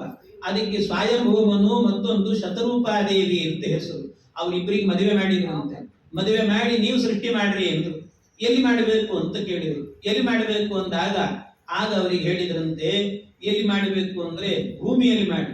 ಭೂಮಿನ ಹುಡುಕಿದ್ರು, ಭೂಮಿ ಸಿಗ್ತಾನೇ ಇಲ್ಲ, ಅದು ಘನೋದಕ ಸಮುದ್ರದೊಳಗೆ ಮುಳುಗಿ ಬಿಟ್ಟಿದೆ. ಆಗ ಬ್ರಹ್ಮದೇವರು ಮತ್ತೆ ಪ್ರಾರ್ಥನೆ ಮಾಡಿದ್ರು ಭಗವಂತನ. ಆ ಬ್ರಹ್ಮದೇವರ ಮೂಗಿನ ಹೊರಳೆಯಿಂದಾಗಿ ಒಂದು ಸಣ್ಣ ಹಂದಿ ಮರಿ ಕೆಳಗೆ ಬಿತ್ತಂತೆ. ಆ ಹಂದಿ ಮರಿ ನೋಡ್ತಾ ಇದ್ದಂತೇನೆ ಬೃಹದಾಕಾರವಾಗಿ ಬೆಳೆದು ಬಿಡುತ್ತು. ವರಾಹ ರೂಪಿ ಭಗವಂತ ಅಂತ. ಆ ವರಾಹ ರೂಪದಿಂದ ನಿಂತ ಪರಮಾತ್ಮ ಏನು ಅಂತ ಕೇಳಿದಾಗ, ಭೂಮಿಯನ್ನು ಮೇಲೆತ್ತಿ ಕೊಡು, ಅಲ್ಲಿ ಸೃಷ್ಟಿ ಮಾಡುತ್ತೇವೆ ಎಂದು. ಆಯ್ತು ಅಂತ ತನ್ನ ಕೋರೆ ದಾಡಿಯಿಂದ ಹಿಡ್ಕೊಂಡು ಆ ಭೂಮಿಯನ್ನು ಕೆಳಗಿದ್ದ ಭೂಮಿಯನ್ನು ಮೇಲೆತ್ತಿದ್ದಂತೆ. ಆಗೊಬ್ಬ ಹಿರಣ್ಯಾಕ್ಷ ಅಂತ ಒಬ್ಬ ರಾಕ್ಷಸ ಬಂದ, ತಡದಂತೆ. ತಡದ್ರೆ ಅವನನ್ನು ಕೋರೆ ಹಲ್ಲಿಂದ ಚುಚ್ಚಿ ಕೊಂದು ಆ ಭೂಮಿಯನ್ನು ಮೇಲೆತ್ತಿದ್ದಂತೆ ಪರಮಾತ್ಮ. ಎತ್ತಿದ, ಭೂಮಿಯನ್ನು ಮೇಲೆ ಕಕ್ಷೆಗೆ ನಿಲ್ಲಿಸಿದ. ಆಗ ಶತರೂಪಾದೇವಿ ಸ್ವಯಂಭೂಮನುಗಳು ಸೃಷ್ಟಿ ಮಾಡ್ರಿ ಎಂದು. ಆಗ ಪರೀಕ್ಷಿನ್ ಮಹಾರಾಜರು ಮಧ್ಯದಲ್ಲಿ ಕೇಳುತ್ತಾರೆ, ಸ್ವಾಮಿ, ಭೂಮಿ ಎತ್ತಬೇಕಾದ್ರೆ ಒಬ್ಬ ಹಿರಣ್ಯಾಕ್ಷ ಅಂತ ರಾಕ್ಷಸ ತಡೀತಾನೆ, ಅವನನ್ನು ಕೊಂದ ಅಂತ ಒಂದು ಕಥೆ ಇದೆಯಲ್ಲ, ಅದನ್ನ ಹೇಳ್ರಿ ಅಂತ ಕೇಳಿದ್ರು. ಈಗ ಹೇಳಿ ಆಯ್ತು, ಮತ್ತೆ ಈಗಾಗಲೇ ಕಥೆ ಮತ್ತೆ ಅದನ್ನ ಹೇಳ್ರಿ ಅಂತ ಕೇಳಿದ್ರು. ಇವರು ಶುಕಾಚಾರ್ಯ ಆಯ್ತು ಹೇಳ್ತೀನಿ ಕೇಳು ಅಂತ ಕಥೆ ಶುರು ಮಾಡಿದ್ರು. ಅವರು ಯಾಕೋ ಭಾಗವತದಲ್ಲಿ ಎರಡು ಸರ್ತಿ ಹೇಳೋದಕ್ಕೆ ಕಾಣುತ್ತದೆ ನಮ್ಗೆ. ಹೌದು ಅಂತ ಮಧ್ವಾಚಾರ್ಯ ಹೇಳ್ತಾರೆ. ಹೌದು, ಯಾಕೆ ಅಂದ್ರೆ ಹಿರಣ್ಯಾಕ್ಷರು ಕೂಡ ಇಬ್ಬರಿದ್ದಾರೆ. ಇಬ್ರು ಹಿರಣ್ಯಾಕ್ಷರು. ಒಬ್ಬ ಆದಿ ಹಿರಣ್ಯಾಕ್ಷ ಅಂತ ಬ್ರಹ್ಮದೇವರ ಬೆನ್ನಿಂದ ಹುಟ್ಟಿದವನು. ಇನ್ನೊಬ್ಬ ಹಿರಣ್ಯಾಕ್ಷ ಇದ್ದಾನೆ. ಅವನು ಯಾರು ಅಂದ್ರೆ ಕಶ್ಯಪ ಮಹರ್ಷಿಗಳಿಗೆ ದಿತಿ ಅಂತ ಒಬ್ಬ ಹೆಂಡತಿ. ಆ ದಿತಿದೇವಿ ಅಕಾಲದಲ್ಲಿ ಸಂಧ್ಯಾಕಾಲದಲ್ಲಿ ಗರ್ಭಧಾರಣೆ ಮಾಡಬೇಕು ಅಂತ ಬಯಕೆಯನ್ನು ಮುಂದಿಟ್ಟು. ಅದಕ್ಕೆ ಕಶ್ಯಪರು ಹೇಳಿದರು, ಇದು ರುದ್ರದೇವರು ಸಂಚಾರ ಮಾಡುವ ಕಾಲ, ಆಗ ಗರ್ಭಧಾರಣೆ ಮಾಡಬಾರದು ಅಂತ. ಕೆಲವೆಲ್ಲ ಸಾಯಂಕಾಲದ ಹೊತ್ತಿರ್ತದಲ್ಲ ಸಂಧ್ಯಾಕಾಲ, ಕೆಲವು ಕೆಲಸಗಳನ್ನು ಮಾಡಲೇಬಾರದಂತ ಆ ಕಾಲದಲ್ಲಿ. ಆಹಾರಂ ಮೈಥುನಂ ನಿದ್ರಾ ಸ್ವಾಧ್ಯಾಯಂಚ ಚತುಷ್ಟಕಂ, 4 ಕೆಲಸ ಮಾಡಬೇಡ್ರಿ ಅಂತ ಹೇಳ್ತಾರೆ. ಯಾಕೆ ಅಂದ್ರೆ ಚತ್ವಾರಿ ಖಲು ಕರ್ಮಾಣಿ ಸಂಧ್ಯಾಕಾಲೇ ವಿವರ್ಜಯೇತ್. ಆಹಾರ, ಸಾಯಂಕಾಲದ ಹೊತ್ತಲ್ಲಿ ಆಹಾರ ಸ್ವೀಕಾರ ಮಾಡಬಾರ್ದಂತೆ. ಯಾಕೆ ಅಂದ್ರೆ ಆ ಕಾಲದಲ್ಲಿ ಆಹಾರ ಸ್ವೀಕಾರ ಮಾಡಿದ್ರೆ ಆಹಾರ ಜಾಯತೆ ವ್ಯಾಧಿ, ರೋಗ ರುಜಿನಗಳೆಲ್ಲವೂ ಕೂಡ ಸಾಯಂಕಾಲ ಆಹಾರ ಸ್ವೀಕಾರ ಮಾಡಿದ್ರೆ ಬರ್ತದಂತೆ. ನಾವೆಲ್ಲ ಮಾಡೋದೇ ಅದನ್ನ. ಎಲ್ಲ ಹೋಗಿ ಬರ್ತೀವಿ, ಸಾಯಂಕಾಲ ಬಂದ ತಕ್ಷಣ ಏನಾದ್ರು ಬೇಕು ಅನಿಸ್ತದೆ ನಮ್ಗೆ. ಅವಾಗ ಬೇಕು, ಮತ್ತೆ ಬೇಡ ಅಂದ್ರೆ ರೋಗಗಳು ಬರ್ತಾವ, ಮತ್ತೆ ಏನ್ ಮಾಡ್ಲಿಕ್ಕಾಗ. ಹಾಗೆ ಅದು. ಇನ್ನೊಂದೇನು ಅಂದ್ರೆ ಆಹಾರ ಮೈಥುನ, ಇನ್ನೊಂದಾಗ ಗರ್ಭಧಾರಣೆ ಮಾಡಬಾರದು. ಯಾಕೆ ಅಂದ್ರೆ ಕ್ರೂರ ಗರ್ಭಶ್ಚ ಮೈಥುನೇ, ಕೆಟ್ಟ ಮಕ್ಕಳು ಹುಡ್ತಾರಂತೆ. ಅದಕ್ಕೆ ನಿದರ್ಶನ ಹಿರಣ್ಯಾಕ್ಷ ಹಿರಣ್ಯಕಶಿಪು. ಆಮೇಲೆ ಇನ್ನೊಂದೇನು ನಿದ್ದೆ ಮಾಡಬಾರದು. ಯಾಕೆ ನಿದ್ದೆ ಮಾಡಿದ್ರು ಅಂದ್ರೆ ಸಾಯಂಕಾಲದ ಹೊತ್ತಿನಲ್ಲಿ ಲಕ್ಷ್ಮೀದೇವಿ ಎಲ್ಲರ ಮನೆಗೆ ಬರ್ತಿರ್ತಾಳಂತೆ. ಲಕ್ಷ್ಮೀದೇವಿ ಎಲ್ಲರೂ ಕೂಡ ಮನೆಗಳಲ್ಲೂ ಕೂಡ ಮನೆ ದೀಪ ಹಾಕಿ, ದೀಪ ಹಚ್ಚಿ, ಒಳಗಡೆ ದೇವರ ಕೋಣೆಯಲ್ಲಿ ದೀಪ ಹಚ್ಚಿ, ಲೈಟ್ ಹಾಕಿ, ಬಾಗಿಲು ತೆಗೆದು ಭಾಗ್ಯದ ಲಕ್ಷ್ಮೀ ಬಾರಮ್ಮ ಅಂತ ನನ್ನ ಕರೀತಾರೆ, ಭಕ್ತರ ಮನೆಗೆ ಹೋಗಬೇಕು ಅಂತ ಬರ್ತಿರ್ತಾಳೆ. ನಾವೇನಾದ್ರೂ ಕೂಡ ಸಾಯಂಕಾಲ ಬಾಗಿಲು ಹಾಕಿ ನಿದ್ದೆ ಮಾಡ್ತಿದ್ವಿ ಅಂದ್ರೆ ನಮ್ಮ ಮನೆ ತನಕ ಬರ್ತಾಳೆ ಲಕ್ಷ್ಮಿ, ನೋಡ್ತಾಳೆ ಮಲಗಿದ್ದಾರೆ, ಪಾಪ ಡಿಸ್ಟರ್ಬ್ ಮಾಡೋದು ಬೇಡ ಅಂತ ಪಕ್ಕದ ಮನೆಗೆ ಹೋಗ್ಬಿಡ್ತಾಳೆ. ಆದ್ರಿಂದಾಗಿ ನಿದ್ದೆ ಮಾಡಬಾರದು ಅಂತ ಹೇಳ್ತಾರೆ. ನಿದ್ದೆ ಮಾಡಬಾರದು. ಮತ್ತೇನು ಅಂದ್ರೆ ಇನ್ನೊಂದು ಸ್ವಾಧ್ಯಾಯಂಚ ಚತುಷ್ಟಕಂ, ಹೊಸದಾಗಿ ವೇದ ಪಾಠ ಕೇಳಬಾರದು. ಮೊದಲೇ ಕೇಳಿದ್ದನ್ನು ಅಧ್ಯಯನ ಮಾಡಬಹುದು, ಹೊಸದಾಗಿ ವೇದ ಪಾಠ ಕೇಳಬಾರದು. ಹೀಗೆ ಕೇಳಿದ್ರೆ ಅದರಿಂದ ಆಯುಷ್ಯ ಕ್ಷೀಣ ಆಗುತ್ತಂತೆ. ಅದಕ್ಕೋಸ್ಕರವಾಗಿ ಈ 4 ಕರ್ಮಗಳನ್ನು ಮಾಡಬಾರದು. ಆದರೆ ದಿತಿದೇವಿ ಅದೇ ಕಾಲದಲ್ಲಿ ಗರ್ಭಧಾರಣೆ ಮಾಡಬೇಕು ಅಂತ ನಿನ್ನ ಹಣೆ ಬರಹ ಅಂದ್ರು. ಗರ್ಭಧಾರಣೆ ಆಯಿತು. ಆಗ ಗರ್ಭದಲ್ಲಿ 2 ಮಕ್ಕಳು. ಅವು ಯಾರು ಅಂದ್ರೆ ಹಿರಣ್ಯಾಕ್ಷ ಹಿರಣ್ಯಕಶಿಪು ಅಂತ. ಅವರಿಬ್ಬರು ಹುಟ್ಟಬೇಕು. ಆ ಹುಟ್ಟಬೇಕು ಅಂದಾಗ ಸರಿಯಾಗಿ ಏನಾಯ್ತಂತೆ, ಅದೇ ಕಾಲದಲ್ಲಿ ಜೈ ವಿಜಯರಿದ್ರು ಮೇಲೆ ಲೋಕದಲ್ಲಿ. ಅಲ್ಲಿ ದೇವರ ದರ್ಶನಕ್ಕೆ ಅಂತ ಸನಕಾದಿಗಳು ಹೋಗ್ತಾರೆ, ದಾರಿ ಬಿಡ್ಲಿಲ್ಲ ಜೈ ವಿಜಯರು.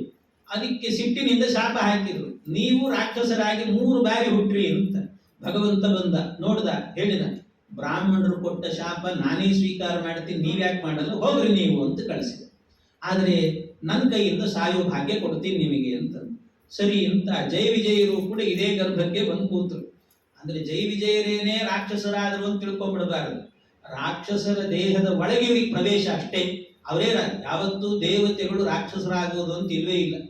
ಆ ದೇಹದ ಒಳಗೆ ಪ್ರವೇಶ ಮಾಡುತ್ತಾರೆ ಅಷ್ಟೇ. ದೇವತೆಗಳೇ ರಾಕ್ಷಸರಾಗಿಬಿಟ್ರು ಅಂತ ತಿಳ್ಕೋಬಾರದು, ಹಾಗರ್ಥ. ಹಾಗೆ ಅಲ್ಲಿ ಬಂದ್ರಂತೆ. ಈ ಗರ್ಭಧಾರಣೆ ಆಗಿತ್ತು, ಸರಿಯಾಗಿ ಇಬ್ರು ಮಕ್ಕಳು ಹುಟ್ಟಿದ್ರು, ಹಿರಣ್ಯಾಕ್ಷ ಹಿರಣ್ಯಕಶಿಪು ಅಂತ. ಆ ಮಕ್ಕಳು ಹುಟ್ಟಿದ್ರು. ಅದರಲ್ಲಿ ಹಿರಣ್ಯಾಕ್ಷ ಏನ್ ಮಾಡ್ತಿದ್ದಂತೆ, ಕಂಡವ್ರನ್ನೆಲ್ಲ ದಾರಿಯಲ್ಲಿ ಹೋಗ್ಬೇಕಾದ್ರೆ ಕಂಡವ್ರನ್ನೆಲ್ಲ ಹೊಡಿತಿದ್ದಂತೆ, ಕಪಾಳ ಹೊಡಿಯೋದು. ಕಂಡ್ರೆ ಸಾಕು, ಯಾರ ಎದುರಿಗೆ ಬಂದ್ರೆ ಕಪಾಳ ಹೊಡಿತಿದ್ದಂತೆ. ಏನಿದು ಕಂಡವ್ರನ್ನೆಲ್ಲ ಹೊಡಿತಾನಲ್ಲ ಅಂತ ಅವನ ಅಲ್ಲೆಲ್ಲೋ ಬರ್ತಿದ್ದಾನಂದ್ರೆ ಇಲ್ಲಿಂದ ಓಡ್ ಹೋಗಿ ಬಿಡ್ತಿದ್ರಂತೆ ಎಷ್ಟೋ ಜನ. ಕಡೆಗೆ ಯಾಕೆ ಹೊಡಿತಿದ್ದ ಅಂದ್ರೆ ಹೊಡಿಯೋದು, ಅವಾಗ ತಿರುಗಿ ಬಿದ್ರೆ ನನ್ ಜೊತೆ ಯುದ್ಧ ಮಾಡಿದ್ಯಲ್ಲ, ಬಾ ಯುದ್ಧ ಮಾಡು ಅಂತ ನಿಲ್ತಿದ್ದಂತೆ. ಅಂತವನಿಗೆ ಯುದ್ಧ ಮಾಡೋ ಹುಚ್ಚು, ಅದಕ್ಕೋಸ್ಕರ ಕಂಡವ್ರನ್ನೆಲ್ಲ ಹೊಡಿತಿದ್ದಂತ. ಅದಕ್ಕೇನ್ ಮಾಡಿದ ಅಂದ್ರೆ, ಇವನು ಎಲ್ಲಿರ್ತಾನೋ ಅಲ್ಲಿ ಜನಗಳೇ ಓಡಾಡದ್ ಬಿಟ್ಬಿಟ್ರು. ಇವನಿಗೇನಾಯ್ತು, ಕರೆ ಒಂದ್ಸರ್ತಿ ಏನಾದ್ರೂ ಮಾಡಿ ಯುದ್ಧ ಮಾಡಬೇಕು, ಯಾರ್ದಾದ್ರ ಜೊತೆ ಯುದ್ಧ ಮಾಡಬೇಕು ಅಂತ ಒಂದು ಸಮುದ್ರಕ್ಕೆ ಬಂದಂತೆ. ಸಮುದ್ರಕ್ಕೆ ಬಂದು ಸಮುದ್ರದಲ್ಲಿ ಏನ್ ಮಾಡಿದ, ಆ ಸಮುದ್ರದ ನೀರುಗಳನ್ನೆಲ್ಲ ಪಟ ಪಟ ಪಟ ಹೊಡಿಲಿಕ್ಕೆ ಶುರು ಮಾಡಿದ. ಒಳಗೆ ಸಮುದ್ರದ ಒಳಗೆ ವರುಣ ಇದ್ನಲ್ಲ, ವರುಣನೇ ಮೇಲ್ ಬಂದಂತೆ. ಯಾಕೆ ಹೊಡಿತಿದ್ಯೋ ಮಾರಾಯ ಅಂತ ಕೇಳಿದವನು. ಯಾಕೆ ಅಂದ್ರೆ ನನ್ನ ಜೊತೆಗೆ ಯುದ್ಧ ಮಾಡು ಅಂದ. ನನ್ನ ಜೊತೆಗೆ ಯುದ್ಧ ಮಾಡು. ಅದಕ್ಕೆ ಈ ವರುಣ ಹೇಳಿದ, ನಾನೇನು ನಿಂಗೆ ಜೈಪತ್ರ ಬರೆದು ಕೊಟ್ಬಿಡ್ತೀನಿ, ನಾನು ಯುದ್ಧ ಮಾಡಲ್ಲ ಅಂತ. ನಾ ಸೋತೇನು ಬರೆದು ಕೊಟ್ಬಿಡ್ತೀನಿ ಅಂತ. ಇಲ್ಲ, ನನಗೆ ಯುದ್ಧನೇ ಬೇಕು, ಜೈಪತ್ರ ಬೇಡ. ಒಂದೋ ನೀನು ಯುದ್ಧ ಮಾಡು, ಇಲ್ಲ ಅಂದ್ರೆ ನನ್ನ ಜೊತೆ ಯುದ್ಧ ಮಾಡುವ ವ್ಯಕ್ತಿಯನ್ನು ಸೂಚನೆ ಮಾಡು, ಅಂತ ವ್ಯಕ್ತಿ ತೋರಿಸು ನನಗೆ ಅಂತ. ಅದಕ್ಕೆ ಆ ವರುಣ ಹೇಳಿದಂತೆ, ಹಾಗಾದ್ರೆ ಒಂದು ಕೆಲಸ ಮಾಡು, ನಾನಂತೂ ಯುದ್ಧ ಮಾಡಲ್ಲ ನಿಮ್ ಜೊತೆಗೆ. ನಿನ್ ಜೊತೆ ಯುದ್ಧ ಮಾಡಬೇಕು ಅಂದ್ರೆ ಒಬ್ಬನಿದ್ದಾನೆ ವ್ಯಕ್ತಿ ಅಂತ. ಯಾರು? ನಮ್ಮ ಅಳಿಯಂದ್ರಿದ್ದಾರೆ ಅಂತ. ನಮ್ಮ ಅಳಿಯಂದ್ರು ಅಂದ್ರೆ ವರುಣನ ಅಳಿಯ ಅಂದ್ರೆ ಯಾರು? ಸಮುದ್ರ ಮಥನ ಕಾಲದಲ್ಲಿ ಲಕ್ಷ್ಮೀನ್ ಮದುವೆ ಮಾಡಿಕೊಂಡು ನಾರಾಯಣ. ಹಾಗಾಗಿ ನಮ್ಮ ಅಳಿಯಂದ್ರಿದ್ದಾರೆ ಮತ್ತೆ ಕರಿಯವನ್ನ ಅಂತ. ನಮ್ಮ ಅಳಿಯಂದ್ರೆ ಹಂಗೆಲ್ಲ ಸಿಗಲ್ಲ, ಎರಡಕ್ಕೆ ಸಿಗೋದವರು ಅಂತ. ಏನು? ಒಂದು ಧ್ಯಾನ ಮಾಡಬೇಕು, ಧ್ಯಾನ ಗೋಚರನಾಗುವೆ, ಅವನು ಧ್ಯಾನ ಗೋಚರನಾಗ್ತಾನೆ ಪರಮಾತ್ಮ. ಹಾಗಾಗಿ ಅಲ್ಲಿ ಧ್ಯಾನ ಮಾಡಬೇಕು. ಇಲ್ಲ ಅಂದ್ರೆ ಲೋಕದಲ್ಲಿ ಅನರ್ಥ ಮಾಡಬೇಕು. ಈ ಎರಡರಿಂದ ದೇವರು ಕಾಣಿಸ್ತಾನೆ. ಅದಕ್ಕೆ ಅವನು ಹೇಳ್ದ, ನನಗೆ ಧ್ಯಾನ ಗೀನ ಎಲ್ಲ ಆಗಲ್ಲ, ಅನರ್ಥ ಬೇಕಾದ್ರೆ ಮಾಡ್ತೀನಿ ನಾನು. ಸರಿ ಅಂತ ಏನ್ ಮಾಡಿದಂತೆ, ಇಡೀ ಭೂಮಿಯನ್ನೇ ಏನು ಮಾಡಿದ, ಚಾಪೆ ಸುತ್ತಿದಂತೆ ಸುತ್ತಿ ಅದನ್ನ ಸಮುದ್ರಕ್ಕೆ ಹಾಕಿ ಮುಳುಗಿಸ್ಲಿಕ್ಕೆ ಅಂತ ಹೋದಂತೆ. ಅದಕ್ಕೆ ಡೌಟ್ ಪಟ್ಕೊಳ್ಬೇಡ್ರಿ ಮತ್ತೆ. ಯಾಕೆಂದ್ರೆ ಎಲ್ರಿಗೂ ಭೂಮಿನ ಚಾಪೆ ಸುತ್ತಿದಂತೆ ಹೆಂಗ್ ಸುತ್ತಲಿಕ್ಕೆ ಆಗ್ತದೆ? ನೀವೆಲ್ಲ ನೋಡಿದ್ದು ಚೆಂಡಿನ ಆಕಾರದಲ್ಲಿ ಇರ್ತದೆ ಭೂಮಿ, ಅದನ್ನ ಹೆಂಗ್ ಸುತ್ತಾನೆ ಅಂತ. ನಮ್ಮ ಭಾಗವತದ ದೃಷ್ಟಿಯಲ್ಲಿರುವಂತಹದ್ದು ಚೆಂಡಿನ ಆಕಾರ ಅಲ್ಲ, ವೃತ್ತಾಕಾರ ಇದೆ ಭೂಮಿ. ಆದ್ರೆ ಭಾಗವತದ ದೃಷ್ಟಿಯಲ್ಲಿ ಚೆಂಡಲ್ಲ, ಮತ್ತೇನು ಅಂದ್ರೆ ಹಪ್ಪಳ ಇದಾಗಿರ್ತದೆ. ರೌಂಡ್ ಶೇಪ್ ಅಲ್ಲಿ ಹಪ್ಪಳ, ಚಪಾತಿ ಮಾಡ್ತಿರೋ ಸರಿಯಾಗಿ. ಕೆಲವ್ರದೆಲ್ಲ ಏನಾಗ್ತದೆ, ಒಂದೊಂದು ನಕ್ಷೆ ಆಗಿಬಿಡ್ತದೆ ಚಪಾತಿ ಮಾಡೋದು. ರೌಂಡ್ ಶೇಪ್ ಬರಬೇಕು ಅಂದ್ರೆ ಕಟ್ಟ ಇರ್ತದೆ. ಕೆಲವರು ಚಪಾತಿ ಮಾಡಿರ್ತಾರೆ, ಅದು ಇಂಡಿಯಾ ಆಗಿರ್ತದೋ ಪಾಕಿಸ್ತಾನ ಇರ್ತದೋ ಗೊತ್ತಿಲ್ಲ, ಹಾಗಿರ್ತದೆ. ಆದ್ರೆ ಇದು ಒಂದು ರೌಂಡ್ ಆಗಿ ಹಪ್ಪಳ ಅಂದ್ರೆ ಸರಿಯಾಗಿ ಬಂದಿರ್ತದೆ ಸ್ವಲ್ಪ. ಹಾಗೆ ಆ ರೀತಿ ವೃತ್ತಾಕಾರದಲ್ಲಿ ಇರ್ತದಲ್ಲ, ಆ ರೀತಿ ಇರೋದಿದು. ಹಪ್ಪಳ ಸುರುಳಿ ಸುತ್ತಲಿಕ್ಕೆ ಬರ್ತದೆ. ಹಾಗೆ ಈ ಭೂಮಿಗೆ ಸುತ್ತಿ ಬಿಟ್ಟನಂತೆ, ಸುತ್ತಿ ಸಮುದ್ರಕ್ಕೆ ಹಾಕ್ಲಿಕ್ಕೆ ಹೋದ. ಆಗ ಭಗವಂತ ಪ್ರತ್ಯಕ್ಷನಾದ. ಆದರೂ ವರಾಹ ರೂಪದಿಂದ ಬಂದ ಭಗವಂತ. ಆ ವರಾಹ ರೂಪದಿಂದ ಬಂದು ಇವನು ಹೇಳಿದ್ನಲ್ಲ ಯುದ್ಧ ಮಾಡಬೇಕು ಅಂತ, ಯುದ್ಧಕ್ಕೆ ಬಂದ ಪರಮಾತ್ಮ. ಆಗ ಹೇಳಿದ್ನಂತೆ, ನೋಡು ಎಲ್ಲರನ್ನು ಹೊಡಿತಿದ್ದೆಲ್ಲ, ನಾನಿವತ್ತು ನಿನಗೆ ಹೊಡಿತೇನೆ ಅಂತ ಪರಮಾತ್ಮ ಅವನಿಗೆ ಹೊಡೆದಂತೆ. ಅವನಿಗೆ ಹೊಡೆದಾಗ ಇದು ಕಪಾಳ ಹೊಡಿತಿದ್ನಲ್ಲಿ ಇವನಿಗೆ ಕಪಾಳ ಹೊಡಿಬೇಕು ಅಂತ ಹೊಡೆದ. ಅಕಸ್ಮಾತ್ ಸ್ವಲ್ಪ ಮುಂದೆ ಹೋಗಿ ಕಿವಿಗೆ ಬಿತ್ತಂತೆ. ಕಿವಿಗೆ ಬಿದ್ದು ಕೂಡ್ಲೇನೆ ಕಿವಿಯಲ್ಲಿ ರಕ್ತಸ್ರಾವ ಆಗಿ ಆ ಹಿರಣ್ಯಾಕ್ಷ ಸತ್ತೇ ಹೋದ. ಹೀಗೆ ಹಿರಣ್ಯಾಕ್ಷನನ್ನು ಕೊಂದುಬಿಟ್ಟ.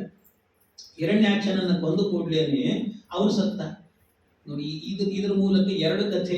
ಏನು ಅಂದ್ರೆ, ಮೊದಲನೇ ಹಿರಣ್ಯಾಕ್ಷನ ಕೊಂದಿದ್ದು ಹೇಗೆ ಅಂದ್ರೆ ಕೋರೆ ಹಲ್ಲಿಂದ ಚುಚ್ಚಿ ಕೊಂದಿದ್ದ. ಈಗ ಹಿರಣ್ಯಾಕ್ಷನನ್ನ ಕಿವಿ ಹೊಡೆದು ಕೊಂದ. ಅದರಿಂದಾಗಿ ಪ್ರಥಮಂ ದಂಷ್ಟ್ರಯಾಹತಃ ದ್ವಿತೀಯಂ ಕರ್ಣತಾಡನಾಥ್ ಅಂತ ಹೇಳುತ್ತಾರೆ. ಹೀಗೆ ಎರಡು ಬಾರಿ ವರಾಹಾವತಾರವೂ ಕೂಡ ಎರಡು ಬಾರಿ. ಮೊದಲು ವರಾಹಾವತಾರ ಆಯ್ತಲ್ಲ, ಅದಕ್ಕೆ ಶ್ವೇತವರಾಹ ಅಂತ ಹೆಸರು. ಆಮೇಲೆ ದಿತಿದೇವಿಯ ಮಗ ದೈತ್ಯ ಹಿರಣ್ಯಾಕ್ಷನನ್ನು ಕೊಲ್ಲಿಕ್ಕೊಂದು ವರಾಹಾವತಾರ, ಅದಕ್ಕೆ ನೀಲವರಾಹ ಅಂತ ಹೆಸರು. ಹೀಗೆ ಭಗವಂತ ಆದಿವರಾಹ, ಶ್ವೇತವರಾಹ ಅಂತ ಅದಕ್ಕೆ ಕರೀತಾರೆ. ಇನ್ನೊಂದು ನೀಲವರಾಹ ಅಂತ ಕರೀತಾರೆ. ಈಗಿನ ಕಲ್ಪ ನಡೀತಿರೋದು ಯಾವುದಿದು ಅಂದ್ರೆ ಶ್ವೇತವರಾಹ. ಆದ್ರಿಂದ ಸಂಕಲ್ಪದಲ್ಲಿ ಹೇಳುವಾಗ ಶ್ರೀ ಶ್ವೇತವರಾಹ ಕಲ್ಪೇ ಅಂತ ಹೇಳ್ತೀವಲ್ವ, ಅದೇ. ಹೀಗೆ ಈ ರೀತಿ ಸೃಷ್ಟಿಯನ್ನು ಅಂದ್ರೆ ಇದೆಲ್ಲವನ್ನು ಕೂಡ ಸೃಷ್ಟಿ ಮಾಡಬೇಕಾದ್ರೆ ಈ ಅಡೆತಡೆಗಳನ್ನೆಲ್ಲ ಮಾಡಿದ ಬಂದದ್ದನ್ನೆಲ್ಲ ಸಂಹಾರ ಮಾಡಿದ ಪರಮಾತ್ಮ. ಆಮೇಲೆ ಆ ಭೂಮಿಯಲ್ಲಿ ಸೃಷ್ಟಿ ಮಾಡಿರಿ ಅಂತ ಸ್ವಯಂಭೂಮನುಗಳಿಗೆ ಹೇಳಿದ್ರು. ಆ ಸ್ವಯಂಭೂಮನುಗಳು ಅಲ್ಲಿ ಸೃಷ್ಟಿ ಮಾಡ್ಲಿಕ್ಕೆ ಶುರು ಮಾಡಿದ್ರು. ಆಗ ಶತರೂಪಾದೇವಿ ಏನ್ ಮಾಡಿದ್ದಂತೆ, ಶತರೂಪಾದೇವಿ ಬಂದು ಕೇಳಿದ್ದಂತೆ, ಅಲ್ಲ ಸೃಷ್ಟಿ ಮಾಡು ಅಂತ ಹೇಳಿದೆ ದೇವ್ರೆ, ಸೃಷ್ಟಿ ಮಾಡಬೇಕು ಅಂತ ಆದ್ರೆ ಅದರಿಂದ ಮಕ್ಕಳು ಹುಟ್ಟಬೇಕಲ್ಲ. ಮಕ್ಕಳು ಅದು ಮೊದಲನೇ ಬಾರಿ ಹುಟ್ಟೋದು. ಅಂದ್ರೆ ಸಂತಾನ ಅನ್ನುವಂತಹದ್ದು ಮೊಟ್ಟ ಮೊದಲಿಗೆ ಬಂದದ್ದು ಸ್ವಯಂಭುವ ಮನುವಿನಿಂದ ಬಂದದ್ರಿಂದ ಮನುವಿನಿಂದ ಬಂದವರೆಲ್ಲ ಮಾನವರು ಅಂತ. ಹಾಗಾಗಿ ಆ ಮನುಷ್ಯ ಸೃಷ್ಟಿ ಅನ್ನುವಂತಹದ್ದು ನಡೆದದ್ದು ಮೊಟ್ಟ ಮೊದಲ ಬಾರಿ ನಡೀತು.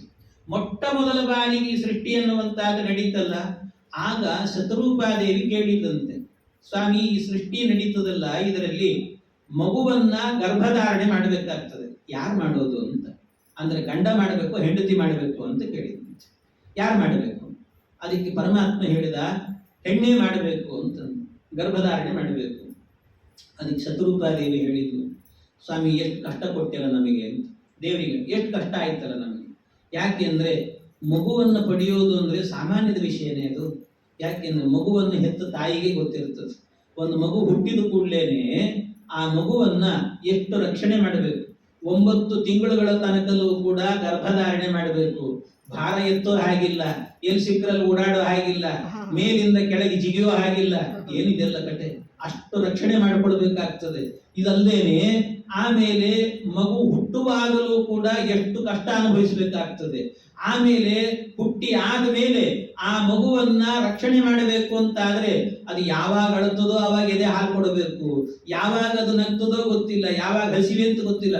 ಒಂದು ಕ್ಷಣವೂ ಬಿಡದಂತೆ ಅದನ್ನು ರಕ್ಷಣೆ ಮಾಡುತ್ತಿರಬೇಕು. ಇದು ಬಿಡಿ, ಅಷ್ಟಲ್ಲದೇನೆ ಅದರ ಏನಾದ್ರೂ ಕೂಡ ಗಲೀಜು ಮಾಡಿಕೊಂಡ್ರೆ ಅದಕ್ಕೆ ತೊಳಸೋದು ನಾವೇ, ಬಳಿಯೋದು ನಾವೇ, ಎಲ್ಲ ನಾವೇ, ಎಲ್ಲ ನಮ್ಮ ತಲೆಗೆ ಬಿತ್ತಲ್ಲ. ಈ ಗಂಡಂದ್ರು ಮಾತ್ರ ಹಾಯಾಗಿರ್ತಾರೆ ನೋಡ್ರಿ. ಗಂಡಂದ್ರಿಗೆ ಕೆಲಸ ಇಲ್ಲ. ಯಾಕೆ? ಅವ್ರು ಅದರಲ್ಲೂ ಏನ್ ಮಾಡ್ತಾರೆ ಕೆಲವು ಗಂಡಂದ್ರು ಅಂದ್ರೆ, ಮಗು ಅಳ್ತಾ ಇದೆ ಅಂತಂದ್ರೆ ಇವ್ರಿಗೆ ಕೆಲಸ ಇರುವುದಿಲ್ಲ, ಏನಿಲ್ಲ ಗಂಡಂದ್ರಿಗೆ. ಮಗು ಅಳ್ತಾ ಇದೆ ನೋಡಲ್ಲಿ ಅಂತ ಹೆಂಡತಿಗೆ ಹೇಳ್ತಾರೆ, ಹೊರತು ತಾವು ಹೋಗೋದಿಲ್ಲ ಅಂತ. ಒಂದ್ ಸ್ವಲ್ಪ ಸಮಾಧಾನ ಮಾಡ್ಲಿಕ್ಕೂ ಹೋಗೋದಿಲ್ಲ, ಹಂಗಿರ್ತಾರೆ. ಅದರಿಂದ ಗಂಡಸರಿಗೆ ಬೇಕಾದಷ್ಟು ಸಾಧನೆ ಮಾಡ್ಕೊಳ್ಳಿಕ್ಕೆ ಅವಕಾಶ ಕೊಟ್ರಿ.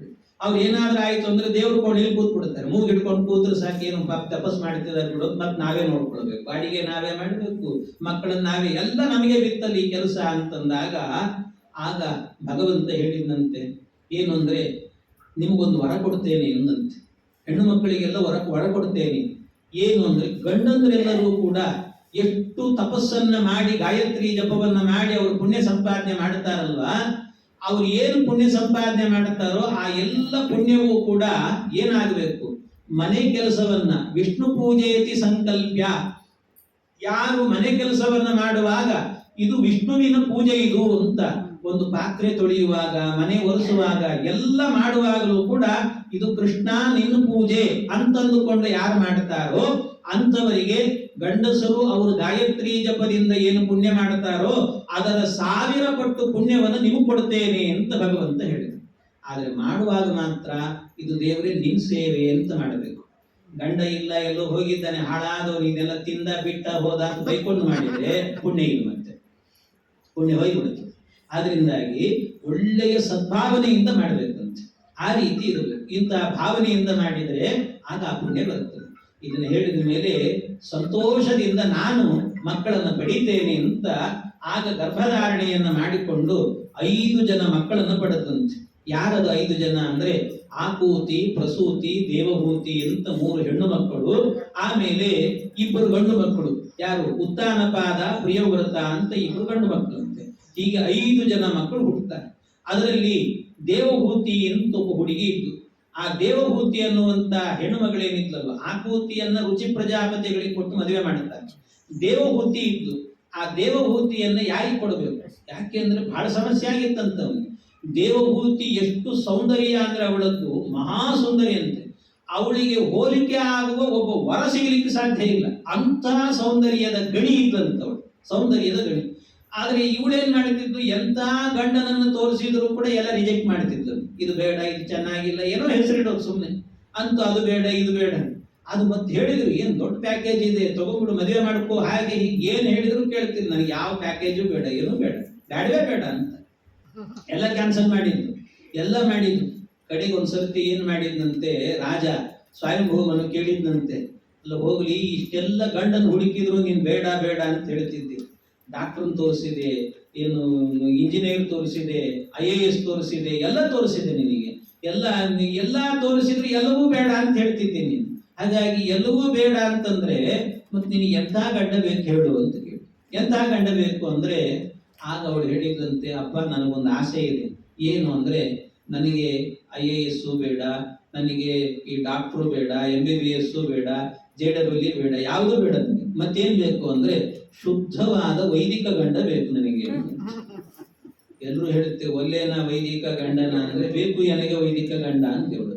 ವೈದಿಕ ಗಂಡ ಬೇಕು ಅಂತ ಕೇಳಿ, ವೈದಿಕ ಗಂಡ ಬೇಕು ಅಂದ್ರೆ ಆಯ್ತು ಅಂತ ವೈದಿಕ ಗಂಡನನ್ನು ಹುಡುಕ್ತೇನೆ ಅಂತ ಒಬ್ಬ ಗಂಡನನ್ನು ಹುಡುಕಿದ್ರಂತೆ, ಮದುವೆ ಮಾಡುತ್ತಾರೆ ಮುಂದೆ. ಇವಳು ಆದರ್ಶ ಮಾತೆ ಅಂತ ಹೇಳುತ್ತಾರೆ ಭಾಗವತದಲ್ಲಿ ಹೇಳುವಾಗ. ಯಾಕೆ ಇವಳು ಅಂತ ಅದನ್ನು ಬಯಸಿದ್ದು ದೇವಹೂತಿ ಅಂತಂದ್ರೆ, ದೇವಹೂತಿ ಬಯಸಲಿಕ್ಕೆ ಕಾರಣ ಏನು ಅಂದ್ರೆ, ಉಳಿದದ್ದೆಲ್ಲ ಏನು ಅಂದ್ರೆ ಇಂಜಿನಿಯರ್ ಇವೆಲ್ಲ ಸಾಫ್ಟ್ವೇರ್ ಇವೆಲ್ಲ ಏನಿರ್ತದೆ ಗೊತ್ತಾ, ಅಲ್ಲಿ ಇಲ್ಲಿ ಇದ್ದದ್ದು ಕಟ್ ಅಂಡ್ ಪೇಸ್ಟ್ ಅಷ್ಟೇ, ಇವೆಲ್ಲವೂ ಕೂಡ ಕಟ್ ಅಂಡ್ ಪೇಸ್ಟೇ ಇರ್ತದೆ. ಆದರೆ ಇದು ಹಾಗಲ್ಲ, ವೈದಿಕರು ಅಂದ್ರೆ ಹಾಗಲ್ಲ. ಮತ್ತೇನು ಅಂದ್ರೆ ವೇದಾಂತಗಳನ್ನ ಭಾಗವತಗಳನ್ನ ಅಧ್ಯಯನ ಮಾಡಿರ್ತಾರೆ. ಒಂದೊಂದು ಬಾರಿ ಭಾಗವತವನ್ನ ಕೇಳುವಾಗಲೂ ಕೂಡ ಹೊಸ ಹೊಸ ವಿಷಯಗಳು ಬರ್ತಿರ್ತದಂತೆ. ಆದ್ರಿಂದ ನಿತ್ಯ ನೂತನವಾಗಿರುವಂತಹ ಭಾಗವತವನ್ನ ಹೇಳುವ ಮಹಾಮಹಿಮರು ವೈದಿಕರಾದ್ರಿಂದ ಅಂಥವರೇ ಬೇಕು ಅಂತ ಹೇಳಿ ಅಂತ ಗಂಡನನ್ನು ಪಡೆದರಂತೆ. ಆ ಗಂಡನಿಂದಾಗಿ ಒಬ್ಬ ಅದ್ಭುತನಾದಂತ ಒಬ್ಬ ಮಗ ಹುಡುಕ್ತಾನೆ. ಅವನಿಂದ ತತ್ವೋಪದೇಶ ಆಗುತ್ತೆ. ಅದೆಲ್ಲ ಏನು ಅನ್ನೋದನ್ನ ಮತ್ತೆ ನಾಳೆ ದಿವಸ ಸೇರಿದಾಗ ಅದರ ಚಿಂತನೆ ಮಾಡೋಣ ಅಂತ ಹೇಳುತ್ತಾ ಇಂದಿನ ಉಪನ್ಯಾಸ ಕೃಷ್ಣ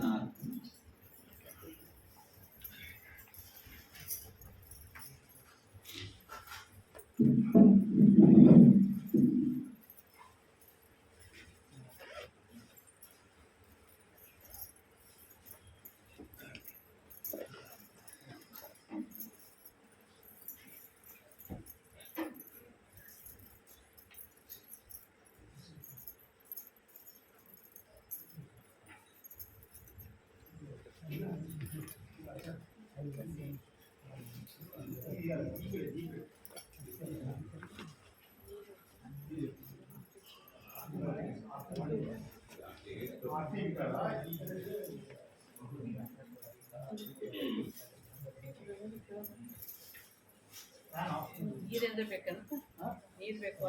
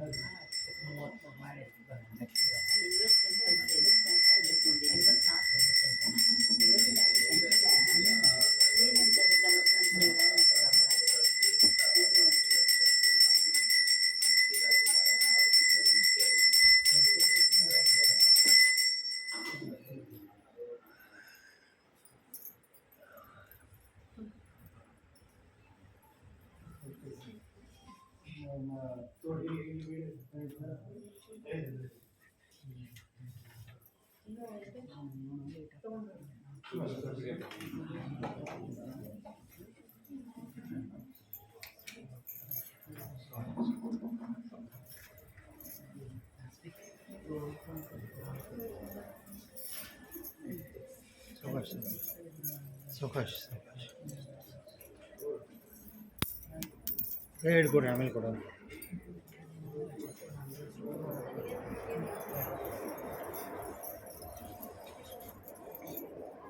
ದೂರಿಂದ ತಗೋ, ಬೇಡ ದೂರಿಂದ ತಗೋ.